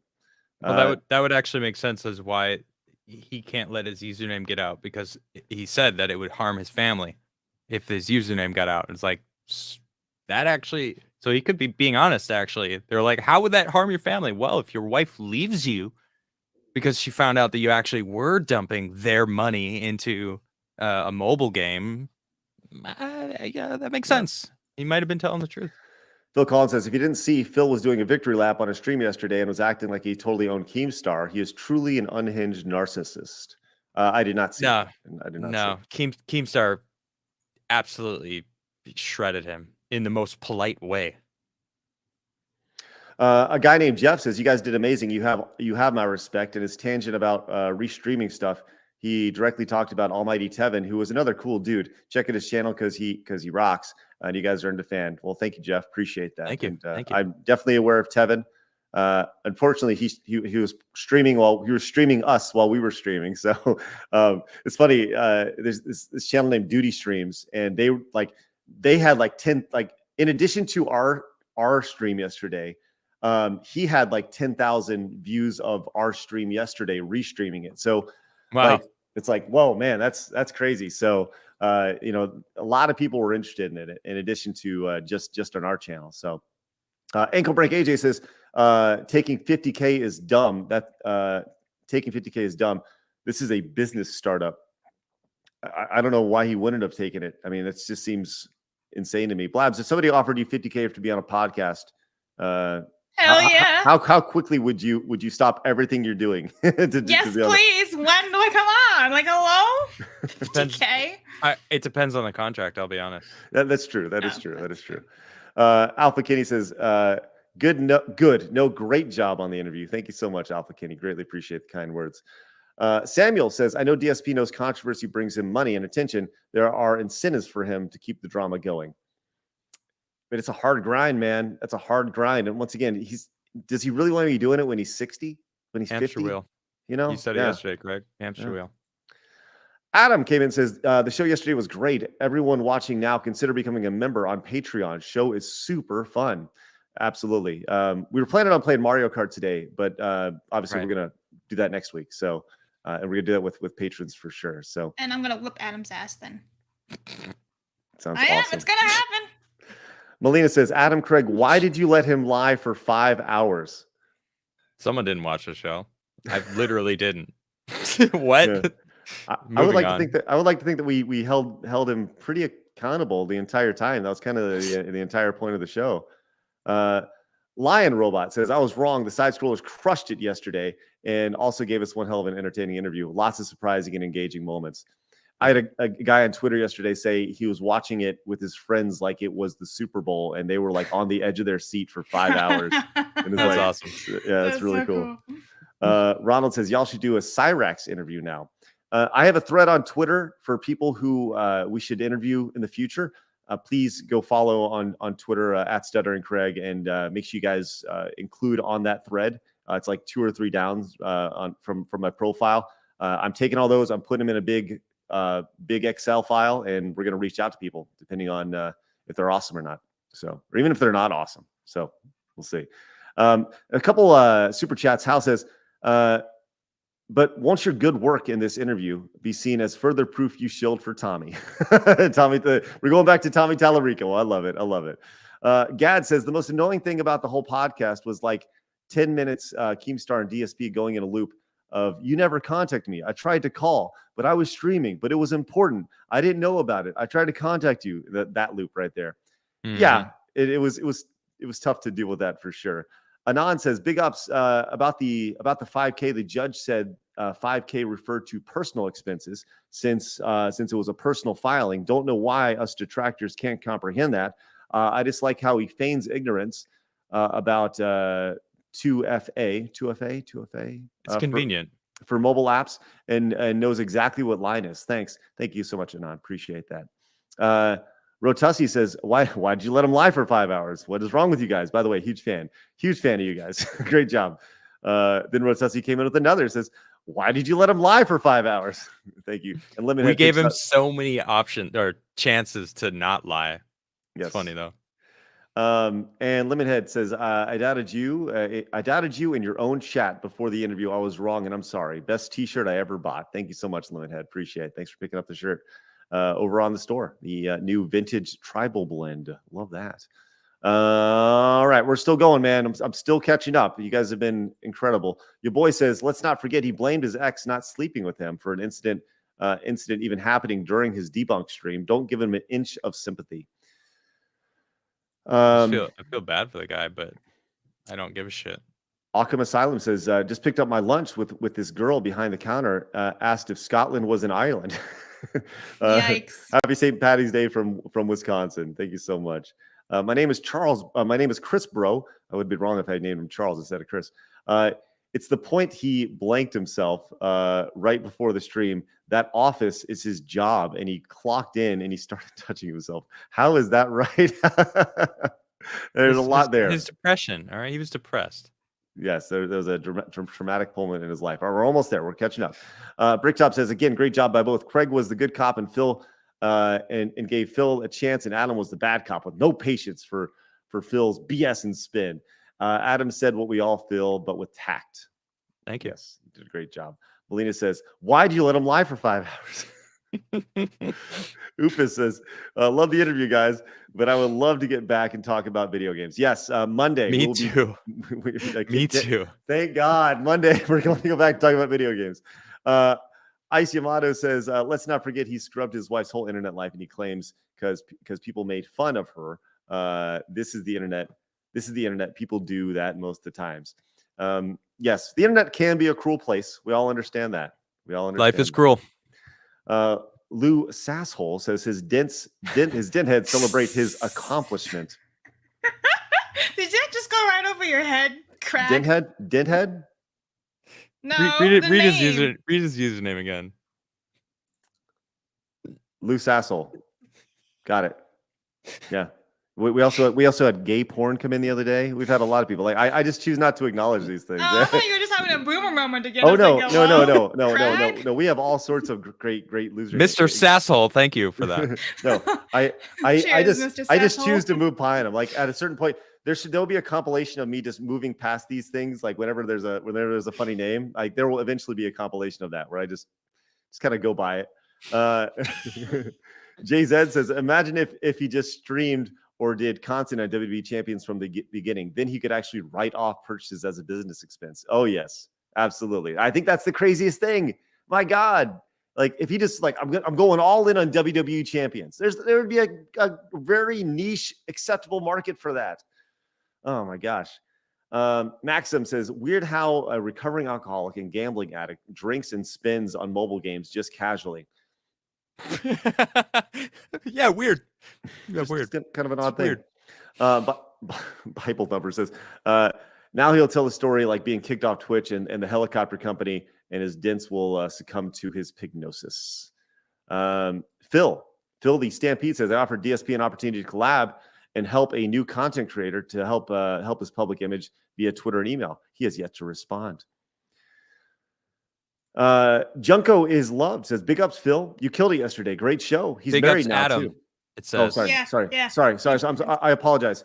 Big ups, Adam, and only Adam. Adam. King Adam. Say it. Adam Cook.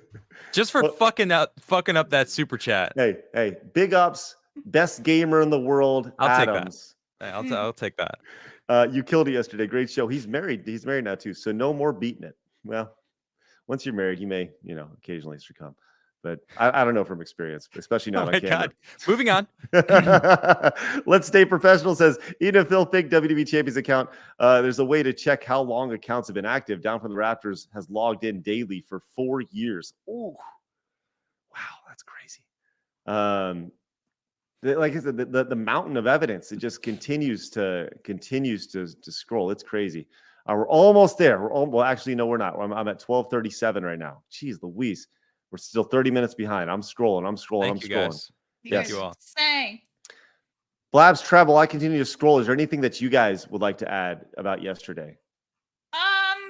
I thought it was pretty ballsy to stay on for 5 hours, all of you, Phil included, but I think he's just a huge liar. And you never met Phil before. No, yeah, last night was the first time I was like, hi. So it's nice to meet you. I mean, he was nice to me. I'm not going to say he was a dick or anything, but he was a big liar. Yeah. So, and you just picked that up as like first impression type thing. Yeah, when he kept he was really doing like a Jen Psaki move. He kept circling back to the whole, I've been doing this for 15 years, doing it for 15 years. I'm like, okay, then maybe you should know better by now, right? Learn, grow, accept it, move on. No, okay, we're gonna circle back 15 years again. Yeah, yeah. Lubba says DSB needs to hit rock bottom. We're still years away from that. I agree. I think anybody who's addicted to anything needs to hit rock bottom. Talking about Adam, yes, there's for K a doomer says, let's go, Adam. Love the energy, crush it. That's during your little rant there for sure. Oh yeah. And the chat generally thinks that Phil will not come back after your rant, so we'll see. I hope he learns, man. I mean, that's the biggest thing. Whether Phil comes back on the show or not, I just hope that he improves himself. Celia Frostbottom says, imagine this would have gone completely different if comments never told you many things that Phil has done and been accused of with proof. It's called, research for 100%. The internet was a massive help for sure. Tickle Bruno says, Adam just took us on a journey in under 3 minutes. I'm sure that'll need to be clipped for sure. Shane says, I thought you were finally going to break him down and accept some things. I lost it when he said Keem lacks self-awareness. Awareness. I feel bad for him. I tried not to laugh. King of Suffering says, unfortunately, he's a lost cause. He hides in an echo chamber where he never challenged and can freely ban everyone. Even last night, his own fans were trash talking you guys for being unfair. Right, and that's natural. I thought that's to be expected in any situation like that. So, like I said, we're not going to please everybody. All we can do is just ask fair questions. If they really believe that we were being unfair, then they're truly lost causes also, because I consistently throughout the episode, I asked him, are you okay? Are you good? Like, is this too strong? Like, is it okay that Keem's on? While Keem's on, you weren't expecting this. Is it okay? Are you still good? Like I still treated him with respect on our show because that's what we do to our guests. He was still a guest on the show. It's interesting how they call it pignosis. I guess these people are truly lost in it. And he's got them convinced that he's the victim. Those are the people that he's already convinced that his views are correct. It's like there's no change in their mind either. Okay, says new sub. Y'all are great. Well, thank you very much. Look forward to seeing you on Monday when we get back to some gaming fun stuff. Omega Kirk says, just want to say thank you guys for trying to get through Phil yesterday. You did awesome. Thank you, Adam. Thank you, Craig. I've waited years for this. I think that's kind of the crazy thing to see is like for a lot of people yesterday was very therapeutic for them, which was very interesting. So first Phil says, Adam, if you keep talking the truth, I might just propose. Then don't do that again and not expect praise. Thank you. Need a just let Adam have his minutes, his hardcore gaming time and his at certain points. I love it. Hey, not BBC says, I thought it was telling when Craig's mic went out. He had a one-on-one with Adam about admitting the slave joke was racist. He chose to focus on not hearing Craig. That's right. That was right at that moment. That was true. That was true. And I you know why my mic went out? It was so stupid. It was so stupid. So my mic goes through the voice mod thing, but a pop-up appeared on the voice mod app. Like an update or something. Yeah, and it closed out my so I was like, what? So I had to scramble really quick, and it was great. But I got you, Doc. Yeah, it's okay. You did great. Dr. Ben says the amount of contradictions he made was absolutely absurd. You guys did a good service. Thank you for Adam. I love the relentlessness. That's right. You were truly the MVP yesterday in a lot of people's minds. So, back here, Charter says DSB is an old school G1, and just like family, you can still want the best for them, but demand they get help, right? For sure. And I think that when you have any sort of family member or community member or even friend, you just, you can be harsh to them while spouting the truth. Well, it's like the problem with a lot of going on in society today. People, the snowplow parents, the people that are catering to the loudest minority, these people that are bitching and want things easier. The game journalists. It's like, no, I'm not going to cater to you because you claim you're a victim.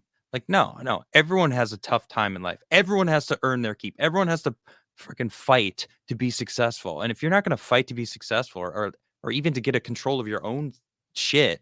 He's like, what's the point? Fuck that shit, dude. I just don't have patience for it anymore. If I ever did. So thank you for the interview. I genuinely made me happy that within 6 hours, 2 normal persons came to the same conclusion that all detractors had.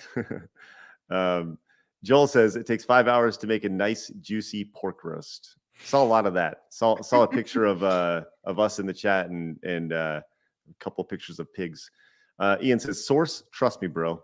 There was a lot of that yesterday. Like, no, it's not right. It's not wrong. Or that's not true. And it's not truth. It's not enough for me. Not enough. Right.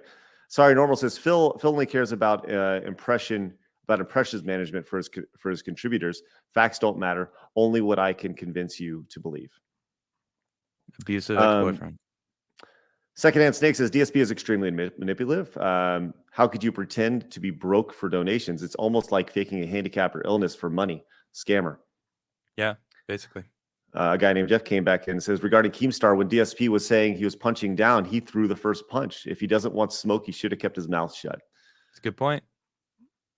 That the punching down thing, I don't know. I like how Keem responded. He said, we're all on YouTube. Right? I don't consider you below me, and I'm not above you. We're all on the same level. Like, well, not level 1. Yeah, right. He did say you're stuck on level 1, but that was actually some truth. Like, he's not moving up. He's not trying to get better. He's trying to convince himself that he's doing everything right and everyone else is wrong. It's like, no. That's he's choosing purposefully not to actually see the truth because he doesn't want to accept it. And Keem is like, we're all on the same level. We're all just people trying to be successful on YouTube. And like that person said, like, he punched first. Yeah. Once again, I'm going to continue to scroll through these as we continue to talk. We just we appreciate all of them greatly.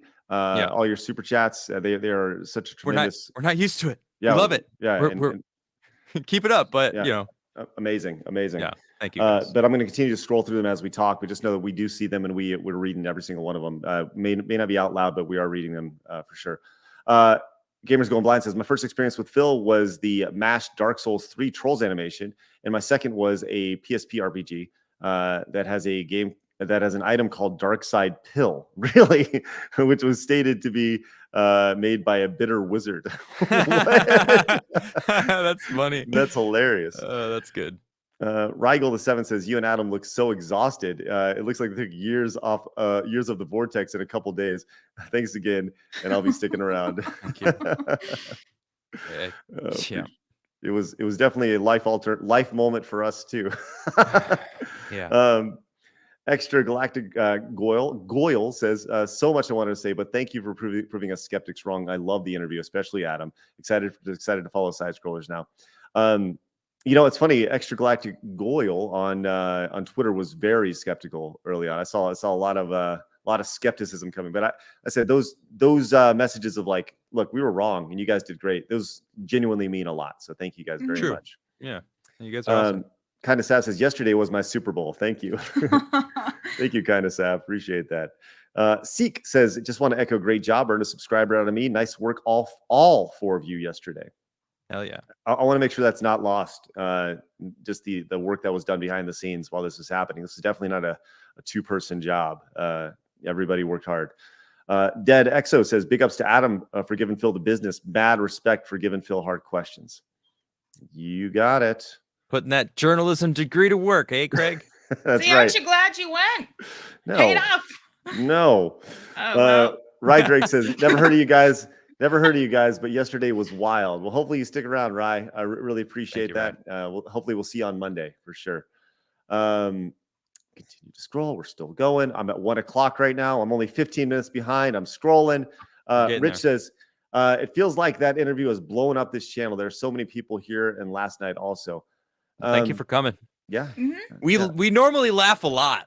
We're making fun of each other. We're talking about video games, talking about weird cultural shit. It's a lot of fun. So Yes. keep coming back. Wooden Throne says, do not interview Cyrax. He likes to flash his family jewels on camera, regardless of the consequences. Well, that would be bad. Yikes. That would be bad. Apparently, that happened to our friends over at Nerdrotic a couple days ago, too. Yep. Friday Night Tights. Izzy says, been a fan of this channel and still studying Craig and was a Screw Attack fan. Outstanding interview yesterday. Thank you so much, Izzy. Appreciate that. Thanks for growing up with me and allowing me to kind of come along with you. John Vulture says, DSB said he's not racist, but when he was playing his Pokemon Violet stream, he did a very racist Hispanic joke with one of the characters. The Magnum Express says, all the 8K spit roast of an interview was missing was the Brazzers logo on the corner of the screen. Excellent job, Adam and Craig, and props to Blab and Trav for running the support side of things. Nice. Great. Word Profound says, speaking of video games, are you guys what are you guys playing at the moment? Just curious. Destiny 2. Call of Duty, Hogwarts Legacy. Have you beaten it yet, Blabs? Apex. No, the thing was, I've been so busy. I haven't been able to play all week because I'm streaming it. So I only stream it and play at the same time. So I'm at 76%. I'm probably going to play it tonight. I need to get it done. Where are you streaming it? On Twitch. You don't like She's Twitch. streaming it on Twitch, guys. Everyone go follow Blabs. Yeah, but I like you. So Oh, thanks. Even though you refused to follow me on Instagram after you followed me, and you're like, I nah. did. I gave you a chance, and you squashed it the very next day. Because I was competitive against excuse you. me, the very same day. Yeah, like an hour. I screenshotted it. I was like, look, he followed me. I sent it to the group chat. And he's like, no. Out. Craig, what are you playing now? Pretty much, I have a PlayStation 4 plugged in, and the only thing I'm really playing is Apex. Oh yeah, Apex. You gotta play. Like the Apex It's guy. like 15 minutes at a time. Like but I'm not playing a whole lot. I may get like an hour in every couple days, but not a whole lot of time. And it's just to kind of fill 15 to 20 minutes. It's such a great. I mean, I want to play Call of Duty. I hear it's really fun. There was a new update. I haven't played it yet though. Yeah. King of Suffering says big ups, pig ups to the entire team. Y'all were cooking. Dobby says, you asked why we keep watching if we dislike Phil. The Detractor community is full of some of the most creative and funny personalities on YouTube. Meerkat, to name one. Everyone wants a piece of DS pie. That makes a little bit of sense. I'm good. Adam had more than enough pie yesterday. I'll take some shoe fly pie, but I have no good. DSP pie. Steven says, An apple pan daddy. Adam, you were the best part of TP podcast. As soon as I heard you were in on the interview, I knew it was he was toast. DSP really is just a bad person in general. The victim complex is off the charts. Great work. Thanks, Steven. We talked about that quite a bit. Once again, the reoccurring themes here is bringing sanity back to the gaming space and accountability. And yeah, so I think that was really kind of shown through yesterday. Common sense. Prodigal Stunna says he laughed at Keem being sad. He's an unemphatic. He's unemphatic. So, yeah. Basil, my boy. Basil, great to see you, buddy. How are you? Came in with the $10 direct donation. Basil, always a pleasure to have you on, buddy. Miss you.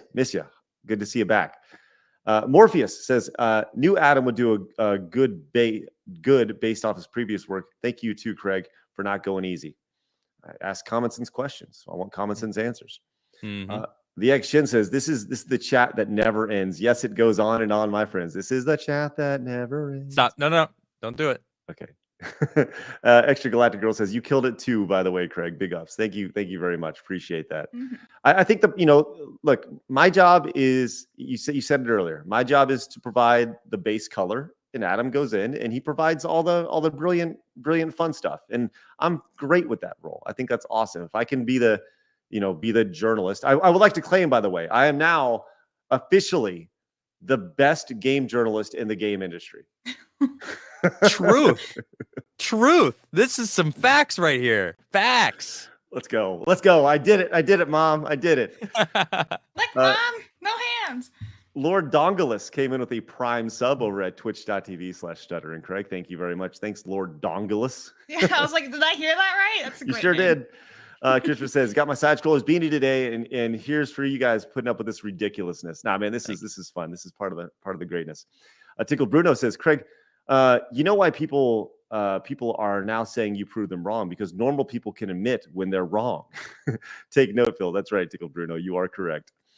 Knox says, it's sad many DSP fans are likely victims of bullies in their life. See a DSP as one of them. Don't understand that detractors are trying to help them.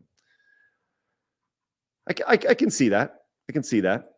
I am Steve says he literally just called Adam a racist live because his mind took the dark joke to a racial place. You should tune into his stream. Oh, he said that just now? Okay. I don't care. Yeah. I don't care. I'm sure if he's streaming live, that means he probably was watching us and was like, you know what? Fuck these people. I'm gonna go live and like create a new victim narrative that I can use to try to milk money out of my audience. Good, fine, use it, dude. Be who you are. Be who you are. Man, beg for money. I don't give a shit, dude. Like, that's fine. He went live 10 minutes ago. Yeah. Well, and that's why we I dropped don't so care. many viewers, because everyone's going over to see what Phil has to say. That's funny. King of Weeps, thank you so much for your super chat. I did see it. I put it on screen. We were in the middle of talking, but thank you very much, King of Weeps, for your super chat. Tickle Bruno also comes in and says, also, yeah, everyone, including myself, compliments, but Adam, but Craig was great too. If both went in hard, he'd back down. Balance is key. Blabs and Trav, nice to hear your takes today. Congrats as well. Tickle Bruno, thank you very much for your support today. Amazing stuff. Yeah, all day. Thank you, Bruno. Lone Rex says, love that you guys stuck to your guns. Yeah, well, why would we not? Yep, absolutely. Biggest Boss says, I'm sending you a super chat just to force you to keep reading them. Well, guess what? Oh, we're almost done. Mr. Peapod says, everyone check out DSP song My Bills on YouTube. The song is fire. Yeah. Well, once again, we're not a DSP channel. I think we're all right. Viking Gaming says, excellent interview. You proved me wrong when I said it was going to be softball questions. This was needed. Well, thank you so much, Viking Gaming. Appreciate that. And with that, wow, that was a super chat show. Yeah, honestly, thank you guys so much for that support. I didn't know what was going to happen yesterday. I know that Craig and I went into it with kind of an open mind. I know that, you know, we both knew that it was going to get serious, you know, because he had a lot of questions prepared. So I kind of knew that it was going to be more of a serious show, very different from our normal show. Like, we're laughing, we're making fun, we're having a good time. And I think that's why Phil wanted to join us in the first place, because he said he loves our show. He likes our normal content. And I think he really wants to be in the limelight, right? And it's like, we do have something great going on here. I love our show. It's a lot of fun. To make sure you check us out next week, because it is a little different, right? It isn't this like me being serious, me being like a fucking therapist, an internet therapist. Like, I don't want to do that. That's not what I do here. But you know, so that being said, I really do appreciate all you guys, all your new followers, the people who subscribed over the past couple of days. Thanks for tuning in. Yeah, and I really appreciate you all. Thank you. Christopher says, love the interview, Craig. I love the interview. Craig sets it up, and Adam slam dunks it. That's right. I'll throw the pass. Adam, you throw down the dunk, and that's fine with me. Eric says, will you and Adam do more serious interviews with other people? I think that's totally on the table. It just kind of depends who it is. You know, we have a giant list of people that we would love to talk to, and I think the interview with Phil was a great jumping off point. You know, we hope that our hope is that Side Scrollers becomes a part of your daily routine, and you guys come hang out with us every day, Monday through Friday, and we talk about games. We talk about how stupid the internet is, and we talk about how, you know, the fun things that we're doing, and you know, because we, like Adam said, we laugh a lot on this show. And I love making fun of Craig. Seriously, wait till you guys learn about balls in Africa. Listen, you guys don't even understand what's happening, right? It's going to be crazy, and I just love laughing, right? And I think games are best with your buddies, and it's true. You know, so that's what this show is about. Bringing back a little bit of common sense to the gaming space. You see me say it about 17 times, but it's true. So Monday it's going to be back to normal, but we hope you guys start to come back and just be a part, make this a part of your day every day at 11 o'clock Central Time. But I would love to do more interviews. I think the first one went great. I don't know if they're all going to be as hard hitting as the Phil's, but I think it was a great jumping off point for sure. So thank you, Eric. Appreciate that. Wandering of travel vlog says you're reading the last one. Love you guys. Thank you very much. Another one Appreciate came in actually. Oh Afterwards. boy. Gary says there was a chance to catch him on the 5K when he said he had an itemized thing for the judge for hours right after saying he didn't itemize them. Right. Sorry, we missed something. Right. Jeez. We're There was a doing our lot. best. All right, come on. And I think we all understand that.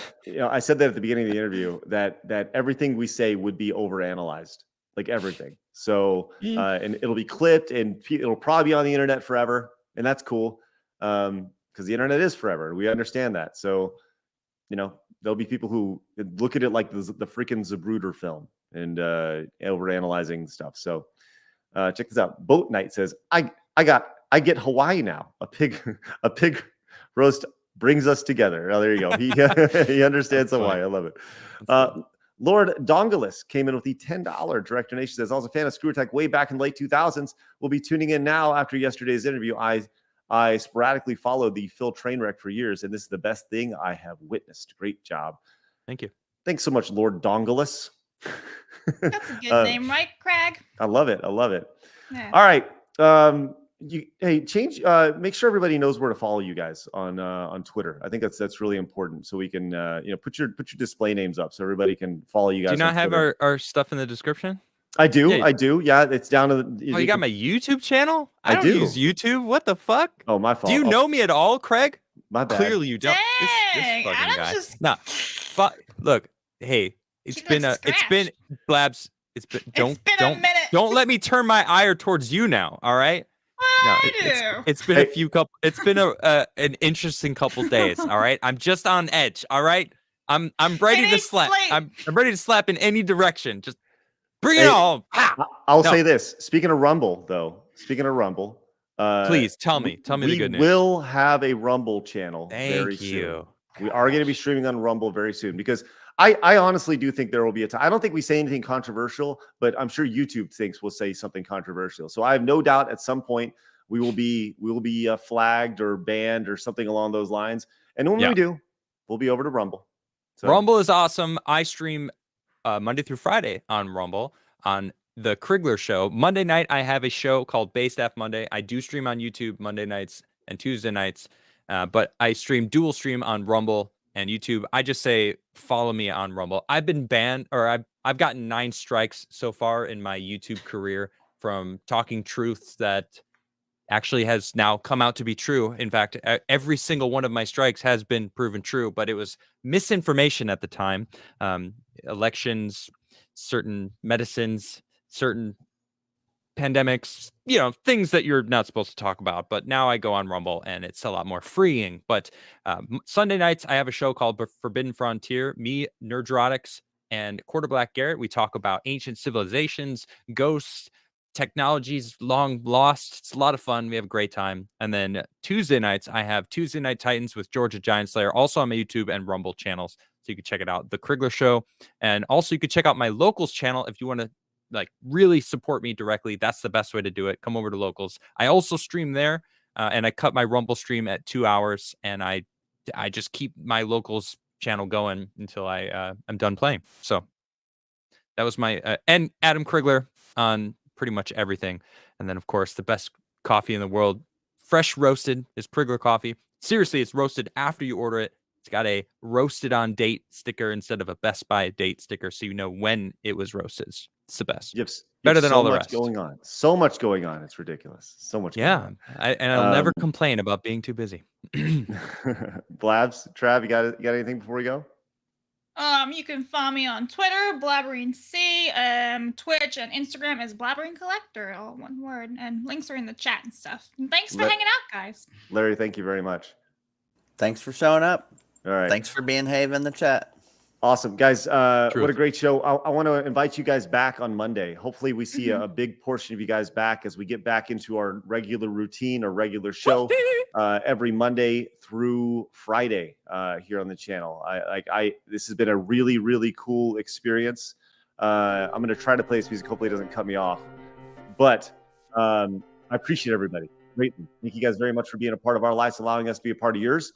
Once again, be a friend, tell a friend, let people know Side Scrollers is back. I think this is the best iteration of Side Scrollers that's ever been. I love our crew. I love our cast.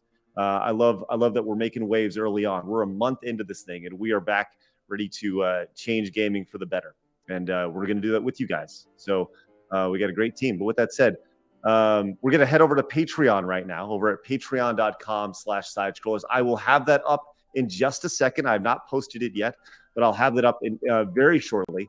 So head on over to patreon.com/sidescrollers if you guys would like to support us over there. That would be greatly appreciated. It's all a great influx of new patrons. We're at 212 patrons. Nice. Yes. Oh, sorry, dude. Scared the shit out of my cat when I said that. He's like, what? He's just as excited as we are. Yes. So thank you guys very much. So head on over there and check it out. We're going to continue the show for just a few more minutes over there, a little post show. We got one more super chat. It says a poem for you guys. There once was a streamer named Phil. His stream leaves viewers feeling ill. He appeared on a podcast and got quickly put on blast. Hopefully he gets a job at a landfill. Oh Lord. All right. I'm gonna a little. But, a little dark. Didn't land. Didn't quite land, but it did rhyme. All right. Twitch, we're going to say goodbye to you guys. Have a great day. Fatality. Goodbye. And dark. YouTube, we're going to say goodbye to you guys. Once again, head over to patreon.com/sidescrollers and support over there. And you guys can watch the post show with us. I'll be posting that in just a second, and we'll continue the show over there. Guys, have a great day. Thank you so much for your support today, guys. Genuinely, thank you. You didn't say your outro, by the way. Oh, I did. People are going to try to keep you down. Don't let them. You guys got a goal. Go get it. You didn't do it. Hey, you're right. We'll see you guys Monday at 11 o'clock here on youtube.com/@Sidescrollers Podcast. Bye-bye. Bye. Fatality. And